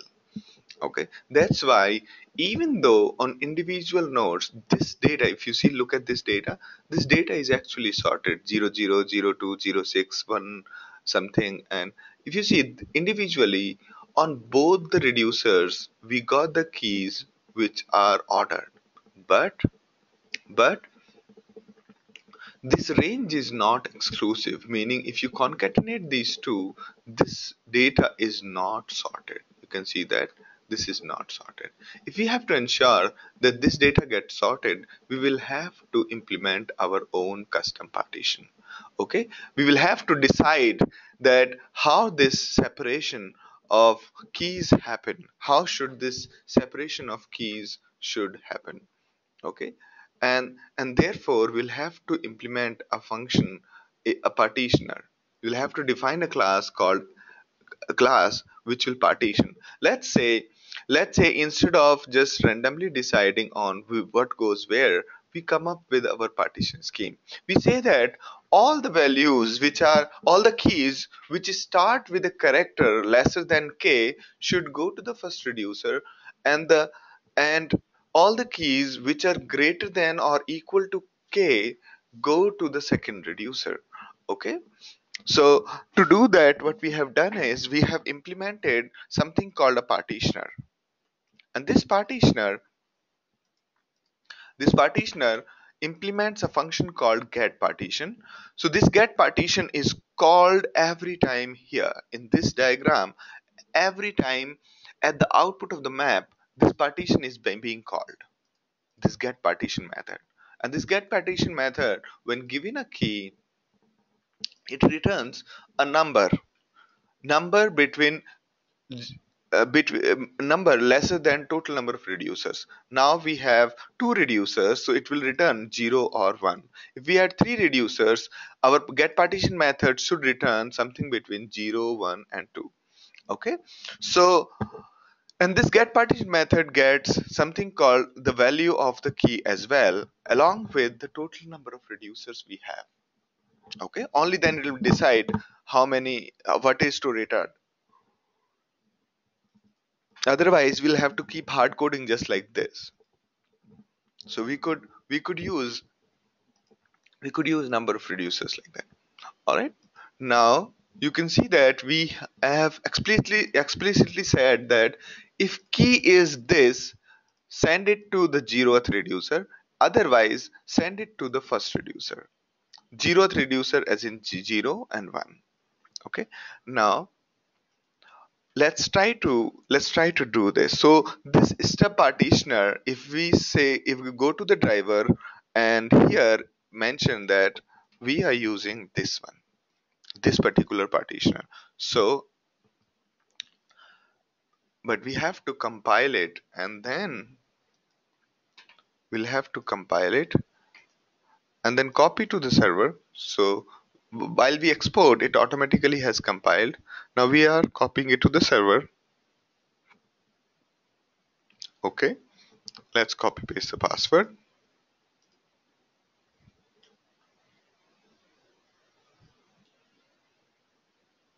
Okay, now those two files, you will see that all the keys in the second file will start at k, while all the keys in the first file will be with lesser than k. Okay, so let's go up a bit.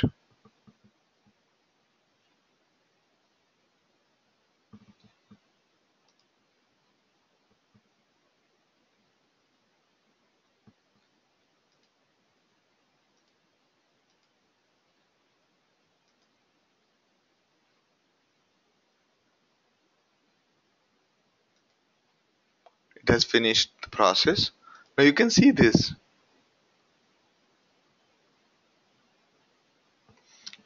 Now let's have a look at it. So you can see this, that this time all these records, all these records are, let's go to the last page.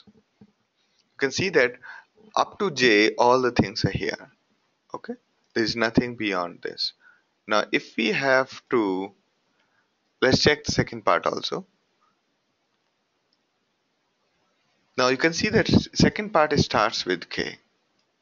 Ignore the first blank line. So second part starts with K. Now these two parts, if we just concatenate the two, we will get the end result.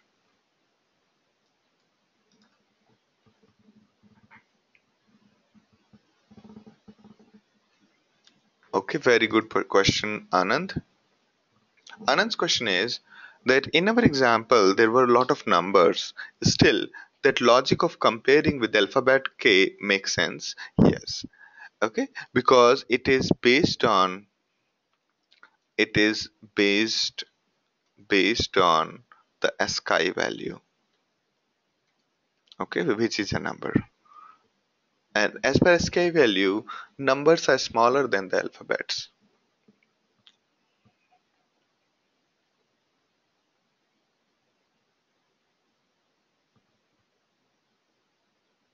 Sounds good?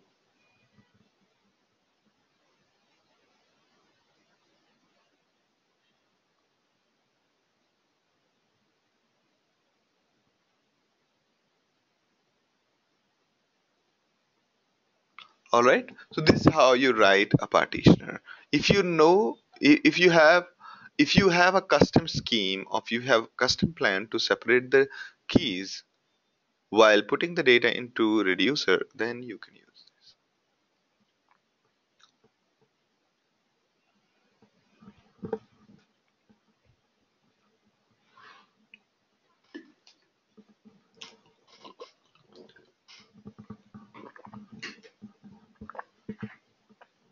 All right. We have already discussed this part. So how many reducers? By default, there is one. If you create too many reducers, the shuffling will be too high.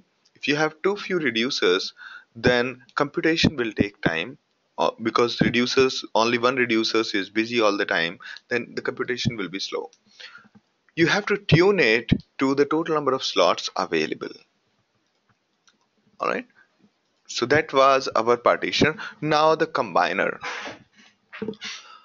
So as we told earlier that while doing the character count, all the keys from all the servers are going to be sent to the reducer, right? And what was the key and the value which we had discussed during that problem discussion? Key was the character and the value was 1. Now if you think about it, total number of keys will be equal to the total number of characters available in this file, while in reality, all we want is 26 numbers to be transferred from all the nodes to the reducer. We don't want a million characters to be transferred from one node to the reducer, right? Because in that scheme, our key was an individual character. Therefore, all the characters will get copied, so it will be too much of overhead. What if what if we had this luxury, what if we had this option of reducing the value before transferring it to the actual reducer? So if individual node could sort of summarize, could sort of compress the data before sending it out, or individual node could combine multiple values for each key on each node before sending it to the actual reducer, it could have been great. It could have been great. Okay. And that's where combiner comes into play. So combiner is a beautiful reducer which reduces the values together. Okay. Reduce values together on the same node. Okay, so individual nodes, all the values for the key are bunched together, or combined together before those are being sent to the actual reducer. Now you might ask, then what's the point of sending the reducer to the reducer? The reason is there would be some value for the key, some values for the key available on other nodes as well. Those might be combined together. Therefore, a combiner can be very helpful when we are trying to reduce the network overhead. Okay, so you can see that after the data has been gathered by map, before that we before the partitioner we are running the combiner. All right.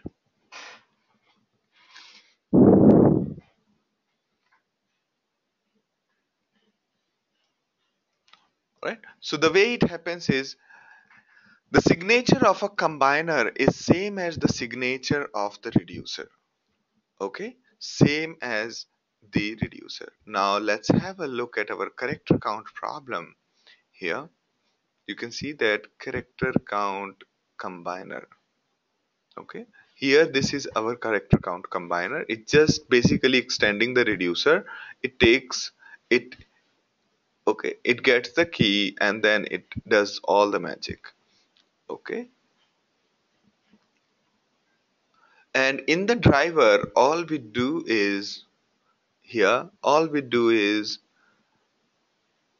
this is our combiner. We mentioned that this is our combiner, combine the data and then and only then send it to the reducer. Okay, so the definition of a combiner is exactly like reducer because it's basically a local reducer. The only difference which is important here is combiner will not get all the values in one shot. Combiner will get some values now, some values at other point of time, and it will keep on getting subsets of the actual values. So combiner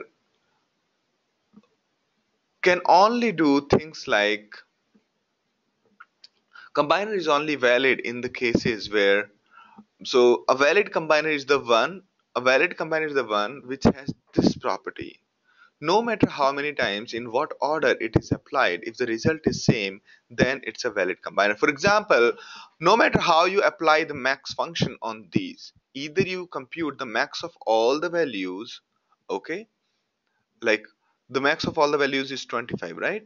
So no, whether you are applying a for loop over all these four values and computing the maximum, or you are computing max of first two and then max of the second two and then do the max of the two, okay, then also the value will be 25. Or if you apply the max function on 0 and 10 ones and then max of 20 and 25 ones, and then also the value will be 25. So the examples of valid examples of combiner is sum, max and min. No matter what, no matter what we do, no matter in what way we apply these combiners, we will get the same result. Okay, no matter how we apply these combiners, we will get the same result. Okay, so this is the difference between the reducer and the combiner. For example, average or the mean is not a valid combiner. You can see that if you compute the average of these four values, you sum them up, divide by 4, it will be 11.25. But if you compute average of these two and average of these two and then compute the average of averages, then it'll be 13.75. And at the same time, if you try to compute the average of 0, 10 and 20 ones, and then you compute the average of the 10 and 25, because the average of 0, 10, 20 is not this, it is, yeah, it is 10. If you compute the average of 10 and 25, it will be 17.5. Now you can see that it matters a lot for average function in what manner the average has been applied, while max, min and sum does not care about this. All right, it does not care about this. Same is the case with this function. Okay, so this function is a valid combiner. If you think about it, this is also a valid combiner. If you try to do the same thing what we've done here with this function, you will find that this function is a valid combiner.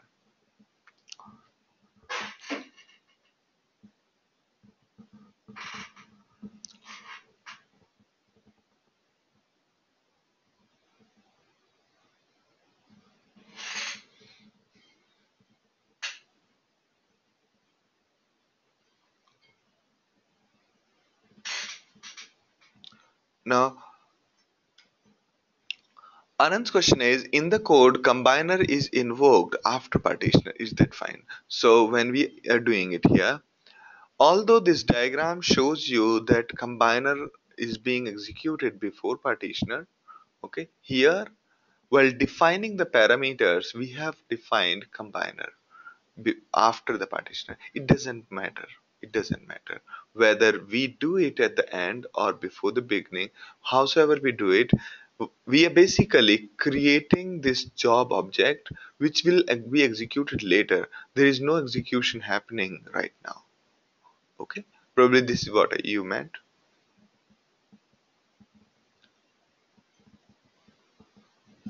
Okay, so it doesn't matter in what manner we are configuring it, because the execution will start only after, say, job dot wait for completion.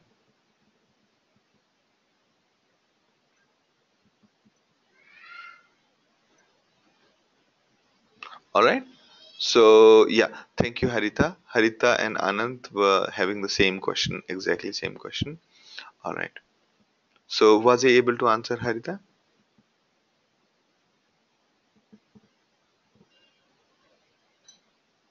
All right, great. All right, that was an honest confusion, and yes.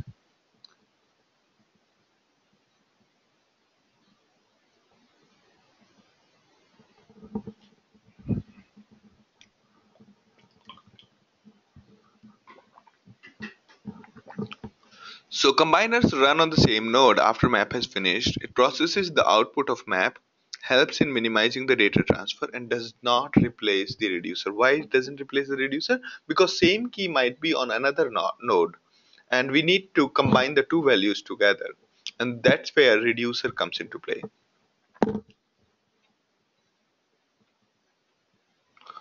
All right. Now there is another concept.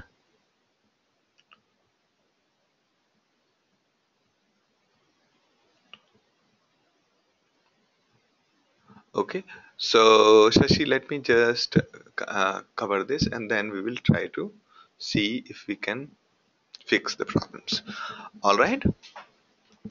If you remember our last problem in our earlier discussion, the problem number fifth or problem number fourth actually. So in problem number fourth, in problem number fourth, there were two map reduces. Okay, two phases of map reduce. There were two maps and two reducers, and there were two map reduces phase. Now, how did we chain those? It's important to understand there are various ways to chain it. So there are two jobs, job 1 and job 2. Job 1 has got a mapper reducer, job 2 has got another map reducer.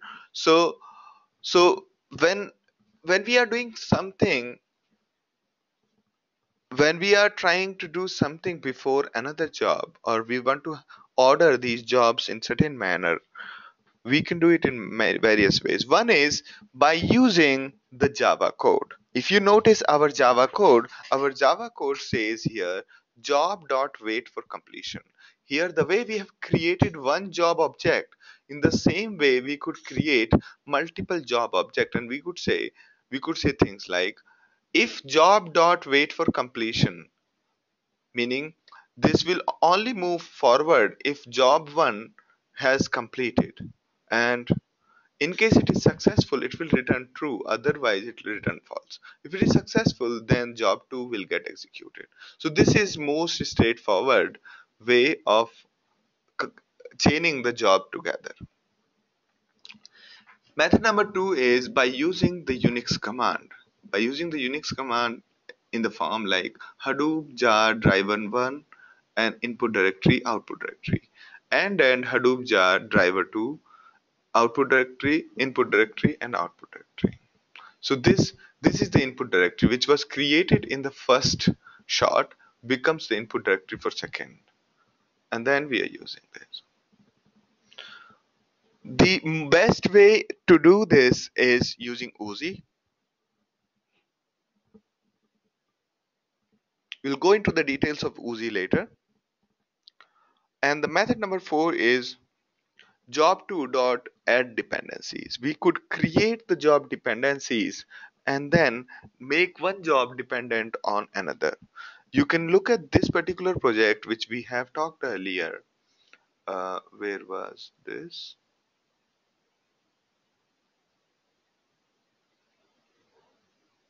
Okay.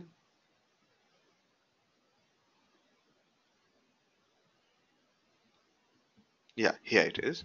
So we have this driver. In this driver, we have created two jobs, job 1 and job 2.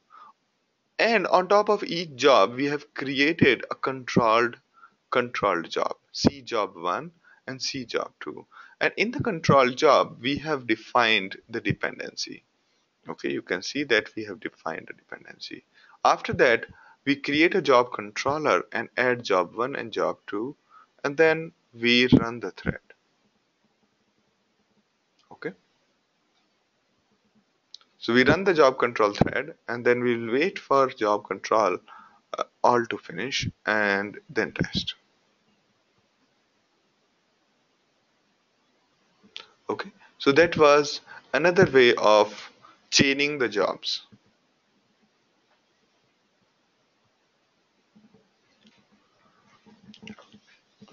All right. Now there is another question, another common question called pipes.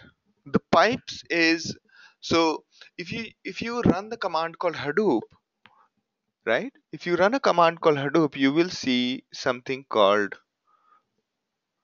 So we have talked about FS. We have also checked version. Then we have also checked jar. There's something called a pipe here.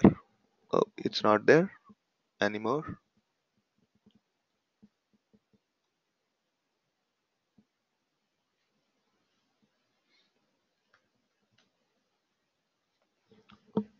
I think it has been deprecated or something.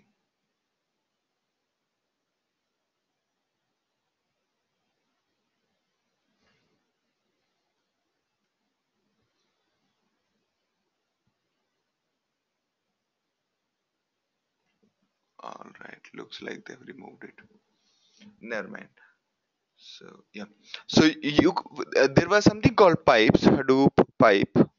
There is pipes actually. Yeah, they have just hidden it or something. Yeah, it is there. Hadoop pipes. Okay. So you can see that there is Hadoop pipes. It is basically similar to Hadoop jar, just that you can run C++ code to do the computation. It is little better than streaming, and you can, if you have C++ code, you can use Hadoop pipes for more efficiency. All right. So that is Hadoop pipes. All right. Before I move on to the next topic, let me try to answer Shashi's question. Okay. All right. Here is a question. After I imported Java MapReducer example file into Eclipse, the external jars files are not inside reference library. There is no referenced library folder. Good. Now what you do is, so let me try to show you. I think can you just go through this video? Did you go through this video?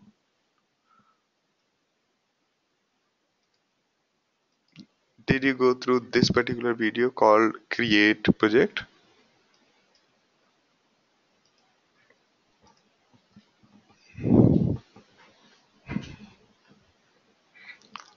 Uh, it did not help.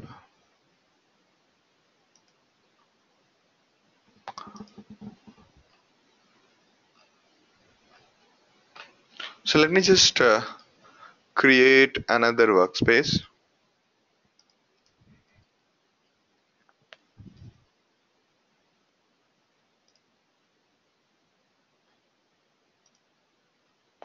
Now have a look at it. I'm trying to do it now.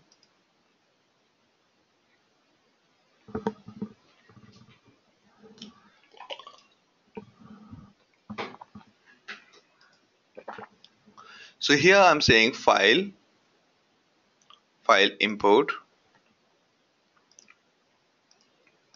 existing project into the workspace, and then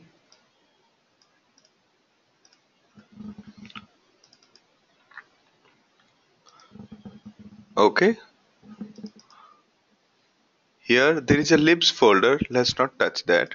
We are just going to touch the second folder, this one, and say open. Okay, and then say finish. Do you see that? Now this folder has come. Okay, so for me it was okay because in my case these things exist physically, so we can remove all of these.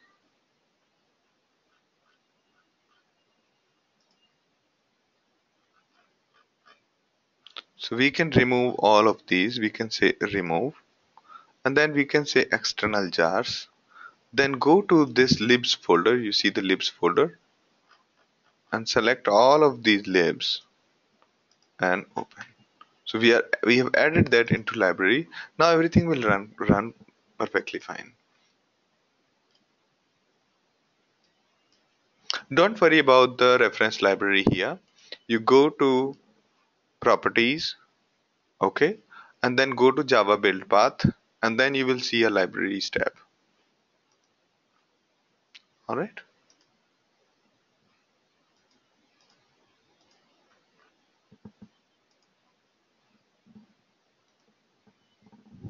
Okay. If that reference library is not there, don't worry about it. The reference library is not there when none of this is found. If you remove this, then reference library is not there. You see that? There is no reference library.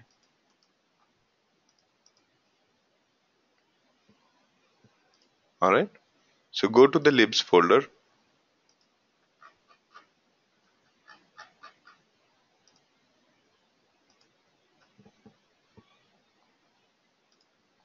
can see that.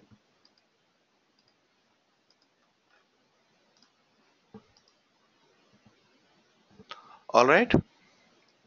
Let me just switch my workspace back to what I was doing.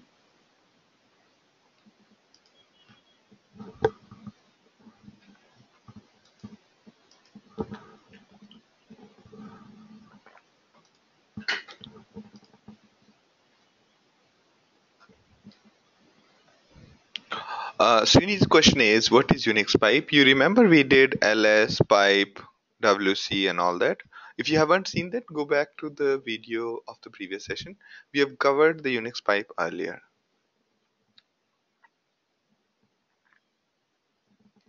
That is the Unix pipes.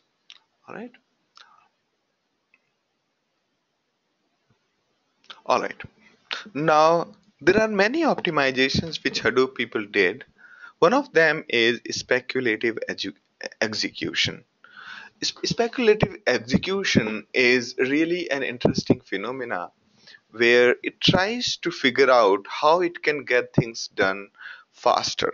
Okay, so imagine that you have four task trackers, one task tracker 1, 2, 3, 4, and you have got only three tasks.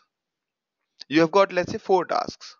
Now, four tasks need to be executed on these four task trackers. So it started the execution of four tasks on one on each of the task trackers. Now, all of these four were working, and after some time, first three have finished. After some time, it realized that first three have finished while the fourth one is still stuck. At that point, at that point there could be many scenario. Maybe the fourth task is really big, or maybe this fourth machine is really slow. Okay, maybe there's something wrong with this fourth machine. Maybe it has got the low RAM. Maybe there are some other heavy duty processes running on machine number 4. If this kind of scenario happens, that that one of the node is still processing while others have finished, so what Hadoop does is it schedules the execution of the work on another machine also, and then whosoever finishes faster will be considered for the output, while the one which is running will be killed. Okay, so at the same time you can see that it executed once here at this point when all the tasks have finished. The fourth task is also started on third task tracker. Okay? And out of these two, whosoever finishes faster will be considered for the output. Right? That is the role of speculative execution.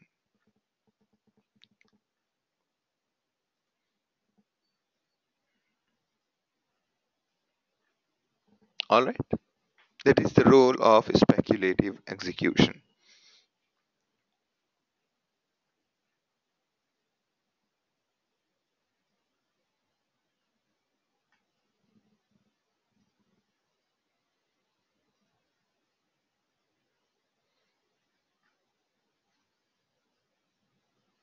Alright?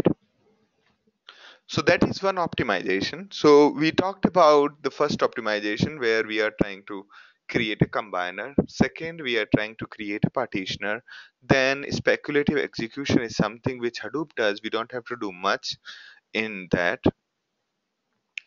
The next optimization is the data locality optimization.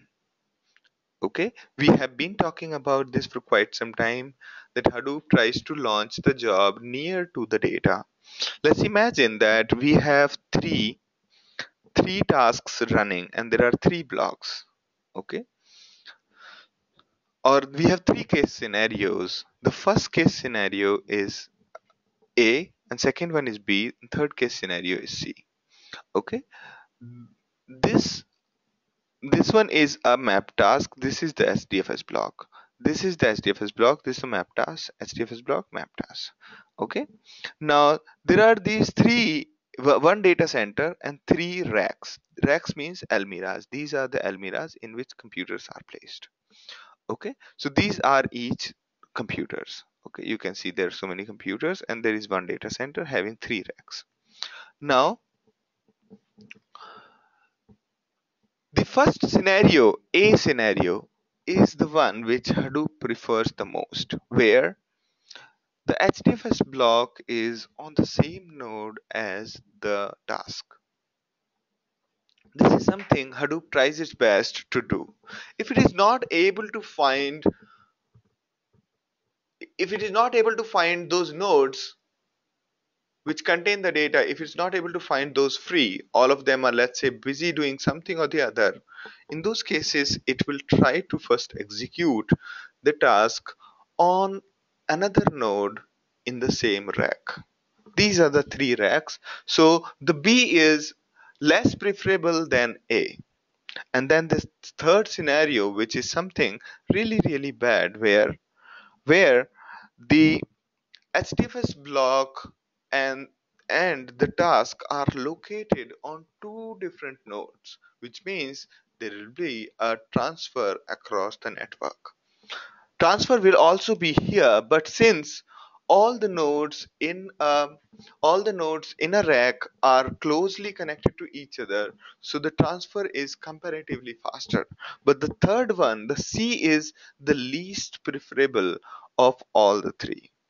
Okay, so it will try its best not to get into the scenario of C or B. It will try to get it done in A, but the order of preference is either A scenario or B scenario or C scenario. C scenario is the last resort.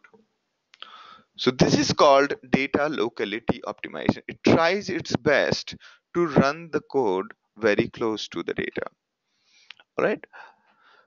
Now, question to all of you is, can a reducer take the benefit of data locality optimization? Anyone? Please remember that reducer, the data comes from many nodes, not one node. So do you think that data locality optimization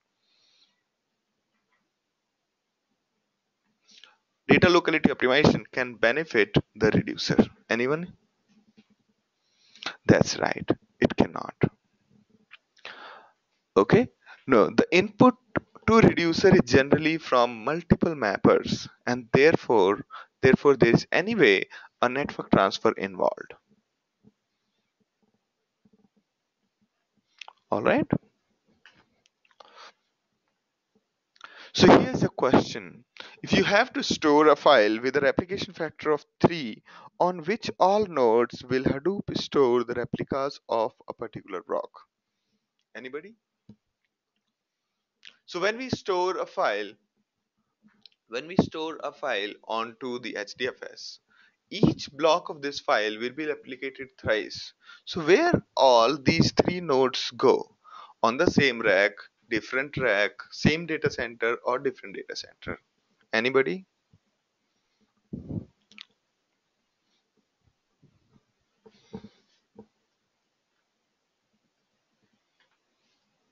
Anand is saying in all three nodes. If we have only three nodes, if then it will go one on the three nodes. But if let's say we have 100 nodes in two data centers, and each, or you can say that there are 100 nodes having 30 racks. Each rack is containing on an average three computers. Then where all will these blocks go?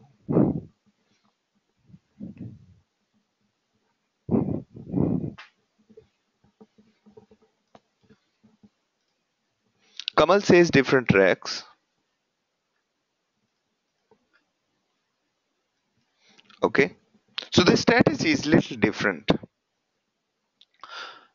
So if you are copying the data from a node which is already part of the cluster, for example, we are saying Hadoop copy from local, Hadoop FS copy from local. If you, that's the command we are executing on H1, H2, S3. Therefore, we are copying the data from one node which is already part of the cluster. In these cases, the first copy goes to the same machine because that same machine is a data node. But if you are outside the cluster and you're trying to use Hadoop FS copy uh, copy from local, in those cases, the first copy would go to any random node. Okay. Now the second copy will be on the same rack, as in try to keep it closer, and third copy will be off the rack. So that's a general strategy of placing the blocks. This comes under something called map reduce replica sorry HDFS replica placement policy. Okay, this is known as replica placement policy. Yes.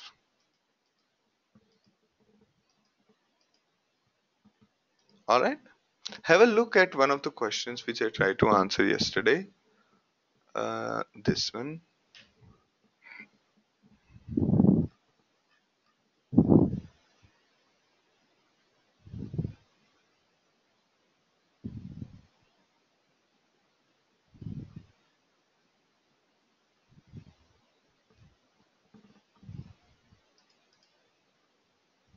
So here,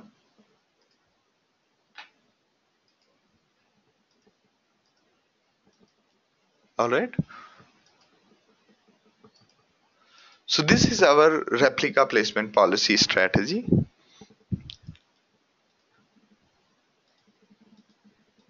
All right, good answers. Thank you very much. Now, in case of MapReduce, the way network topology is deduced is following.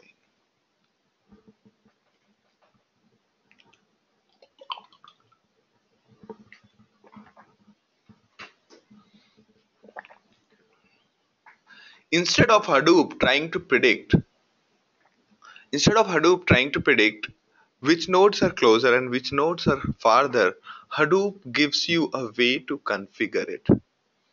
So generally, if you talk about MongoDB, MongoDB tries to do a lot of magic by computing the distance based on the ping response time.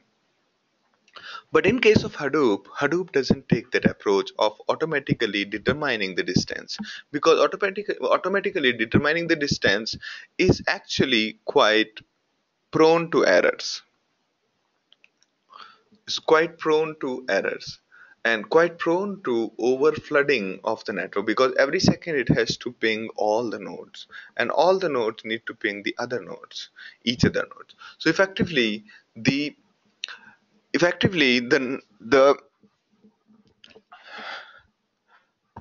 effectively the strategy of MongoDB, where it tries to find the distance between the nodes by pinging them, this strategy is floods the network with so many packets, because it has to every second send a ping to all the nodes. If there are n nodes, there are total number of communications of the order of n square, because each node is talking to other node. So it will flood the network, and that's where the policy that's where the network topology comes into play. So Hadoop tries to infer tries to convert each of the node's name into a file path kind of a format, a tree kind of a format. For example, s1 slash r1 slash n1, that is one format. So you can see that this particular node is represented as this. This particular node is represented as this, and so is this one. You can always think of it as if it's a Unix file system starting with a slash. Okay?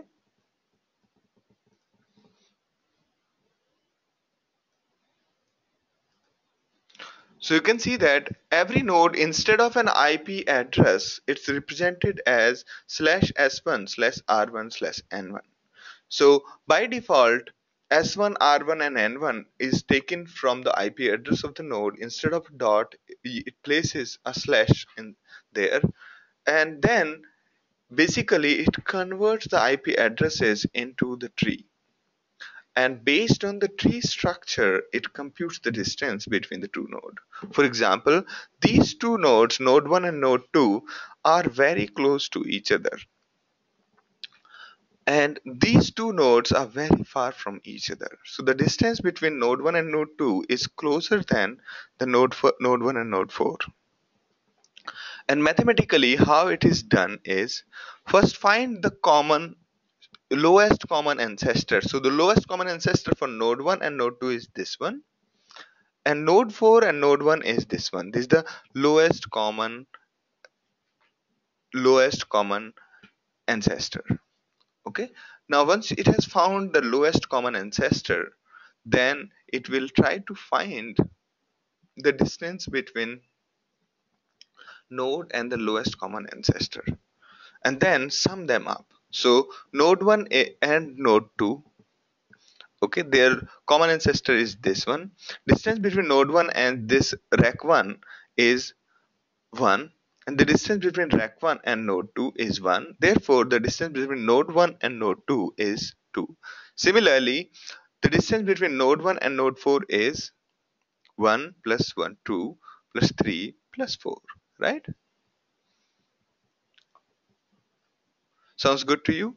This is how Hadoop takes care of the network topology. So first it converts the IP address into the path. In case you are not agreeing with the IP address translation, you can customize it by writing a script which converts IP address into the path. And inside this script, you can write whatever logic you want to write. All right.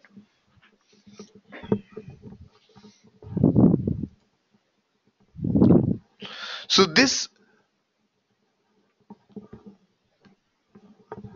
data locality optimization is also known as rack awareness. As part of rack awareness or data locality optimization, Hadoop understands the network as a tree, and this tree is similar to the file path like /a/b/c. DNS to switch mapping provides the translation from machine name to the network location. Okay, so basically DNS to switch mapping provides a translation whereby it converts every IP address or machine name to the network location. You can configure the script location key using this particular key called topology.script.file.name. Okay, that's how you can configure the script key location, and the distance is computed as sum of the distances from the common ancestor. Okay, so you can think of it like this IP address is getting converted into this. All right, going ahead with this.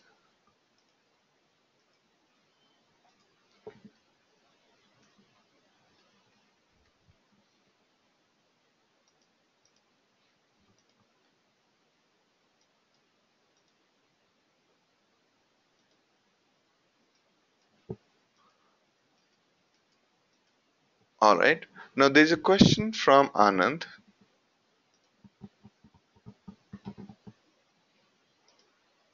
Question is, even for the cloud networks this will work? Yes. So for example, H1, H2, H3 are on Amazon cloud right now, and that will also work there.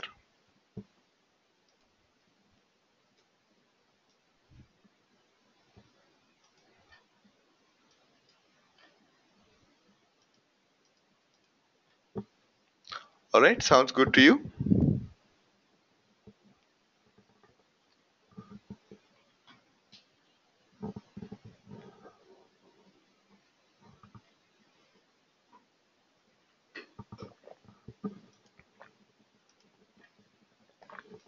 All right, can anybody help me with this? So there are two data centers, D1 and D2.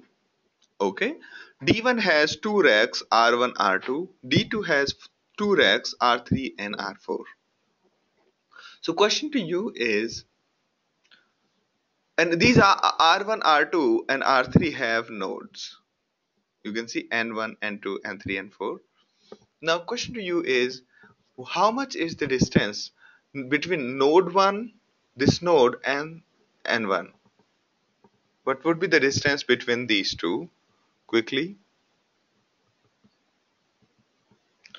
The distance between these nodes is going to be 0. Thank you, Harita. Yes.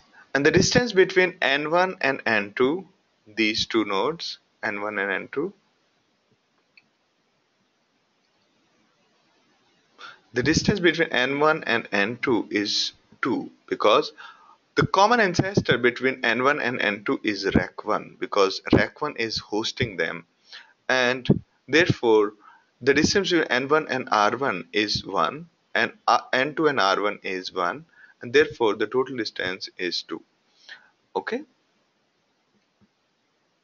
and by now you must have realized that in this kind of scenario the distance is generally computed by traversing through the common ancestor and then reaching to the other node. Now N1 and N3, N1 and N3, N3 is on another rack. Therefore, the common ancestor is D1, right? So the total distance between N1 and N3 is correct. And N1 and N4, anybody?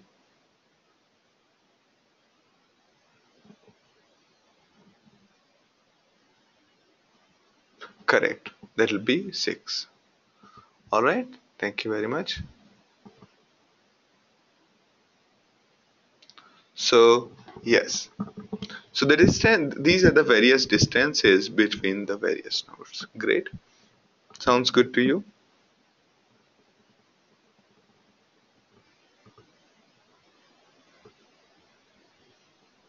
All right.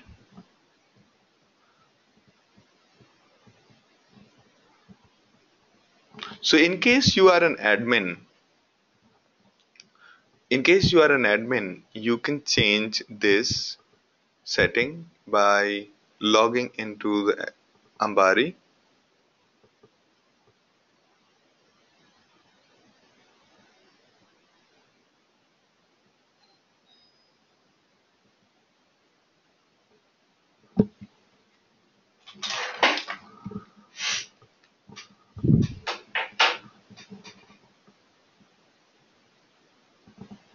Okay, so if you go here, you can see the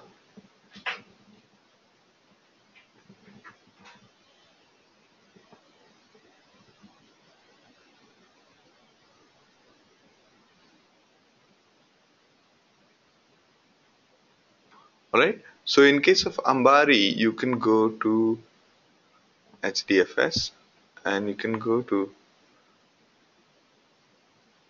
configure, and under this,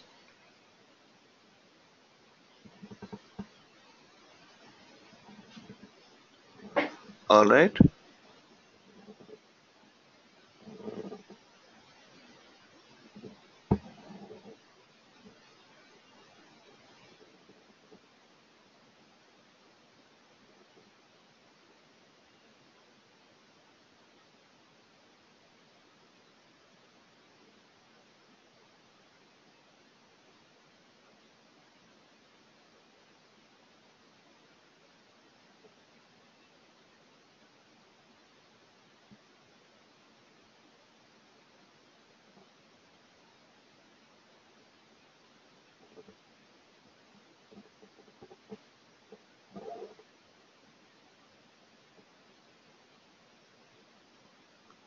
Yeah, you can see that there is something called topology script. Okay, this basically helps Hadoop determine the topology of the network. So you can change this script by modifying this setting if you are an admin, and then this script is what basically determines how to. Okay, this script determines the IP address. Okay, here we are using Python script, not the shell script. We could write anything and it will be considered as the program. Okay, yeah. So this is where the magic happens. It says topology script dot execute and whatever argument is provided to it. Okay,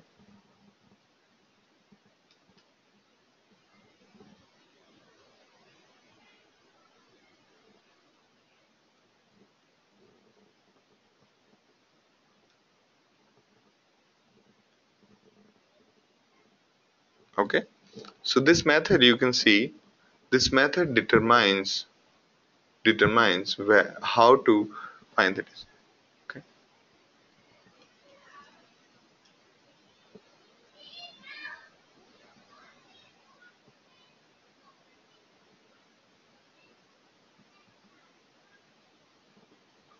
all right. So that's how you can customize it. You can write your own script instead of a topology script, and then you can use that one. All right. So that was about the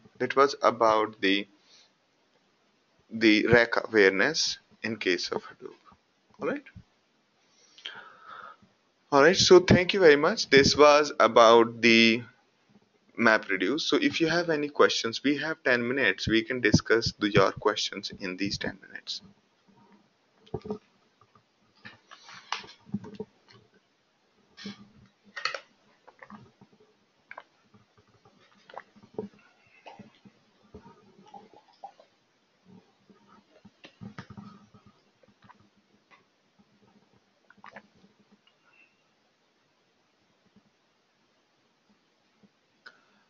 So Rohit's question is, Unix or Linux, are there any differences?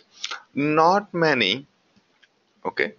There are very minor differences because the design of the kernel is the minor difference between the two. Okay. The commands, the programs, almost everything is same. It is only the internal kernel architecture which is minor different. Okay. So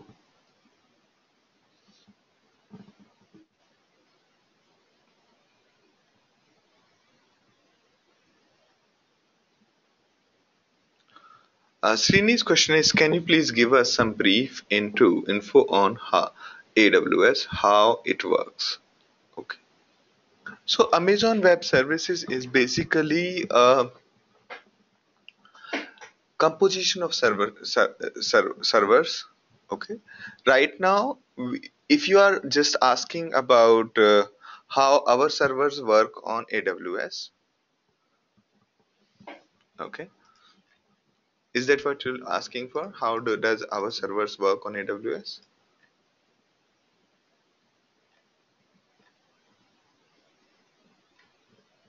Srini,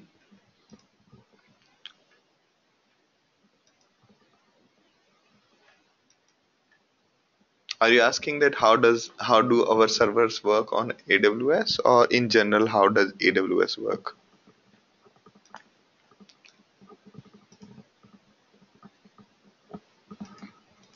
Okay, okay. So basically, Amazon Web Services is basically a gamut of services. It's not a single service. There are multiple services. If you log in into Amazon AWS, there are many services that are running there. Okay, so you basically buy the services from there. Okay,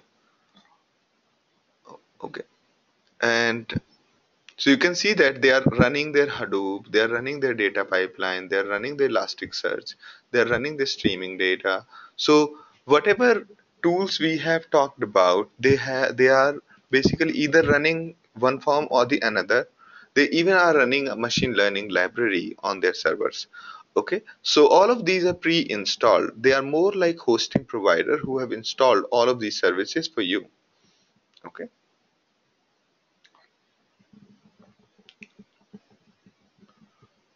all right. And this is quite useful for lots of cases. Those who don't want to host their services, let's say you are trying to host a NoSQL database and you don't have this bandwidth of installing, taking care of the power backup, taking care of the backups, then you can simply start using the Amazon Web Service. Okay, they provide something very useful service called CDN. So if you have a website which uses a lot of images and videos, just upload all those images and videos to CDN and link your images and videos accordingly in the your web page. Then your images and videos will become really fast because they will be served from Amazon CDN, not yours. Okay, they charge for all of these services. Okay, so yeah, it's good to become familiar, and I would also recommend you one easy thing. So Amazon provides a single low end machine for free. Okay, low end machine as in 512 MB machine for free per email address. So you can if you have one email ID, you can get the front end machine for free for 1 year. Okay, and you can experiment with that easily without having to spend any money. Okay, so if you are interested, you can do any of these things what they have mentioned on their website. You can try installing their their their relational data, their database, or you can try to simply run a web application inside Amazon for free. Okay, if you have multiple web email IDs, you can install on multiple machines. Okay, probably that will be the best approach. That will make you very confident, and that will be confident enough to appear for the job interviews if you are trying for the job interviews. All right. So that's what I would strongly recommend. All right. Now there is a common question, some insights into IoT. Is it related to Hadoop? So a simple thing is that, so imagine that IoT is all about Internet of Things. IoT literally means Internet of Things, meaning things are connected to each other and things are gathering their data somewhere. And when things are gathering data somewhere, you can imagine that the data first will be periodic, second there will be too many things, then effectively there will be too much of data. Okay, so imagine this, there are 100 servers sending 1 kilobyte every minute. Okay, imagine there are 100 servers sending 1 kilobyte every minute. So every minute we have 100 kilobytes data coming in. Every 10 minutes there is a 1 megabyte data that is coming in. Okay, and so on. If you have more and more servers over a period of time, and every 1,000 minutes there will be 1 gigabyte data, and so on. So it is going to be, it will, all of these sensors will gather a lot of data. Second, if there are too many sensors, these sensors will open too many network connections. Okay, and to cater to these network connections you should be ready with an infrastructure to cater to many connections. You cannot do it using a traditional system. In those cases you could either use HBase or you could use a service like Zookeeper over the Hadoop to manage these many connections. Okay, so generally for storing the data that is being gathered from Internet of Things devices, what you do is you use HBase to store the data, or you use another kind of database like Hadoop, like MongoDB, to store such kind of data. All right. So to handle that much load and to gather so much of data, you need systems like Hadoop to take care of it. All right. That's where the IoT and Hadoop comes into play. All right. Does that make sense to you now? So IoT leads to too many requests and too high volume, and therefore you need to have components of Hadoop, okay, such as HDFS, HBase, etc., or combined with Zookeeper.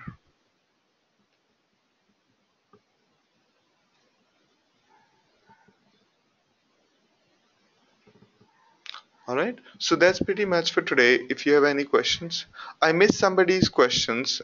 One is that you please drop me an email if you want a separate email ID, a separate login for the Cloud Labs.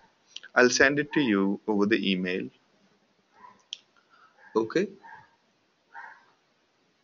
And the second is that I missed somebody's question saying that could you drop me in an email? Okay, that I'm still figuring out. All right. And another thing is I need to enable the Python course and then see if it is useful to you. All right. So thank you, Anand. Thank you, Srini. Thank you, Rohit. Thank you, Kamal. Thank you, Harita. Thank you, Dilshad. All right. Thank you, Carlos. I think Carlos has already left. All right. Okay, then see you over the next weekend. Bye bye. Thank you, Sashi. Thank you, Carlos. Thank you, Yuan.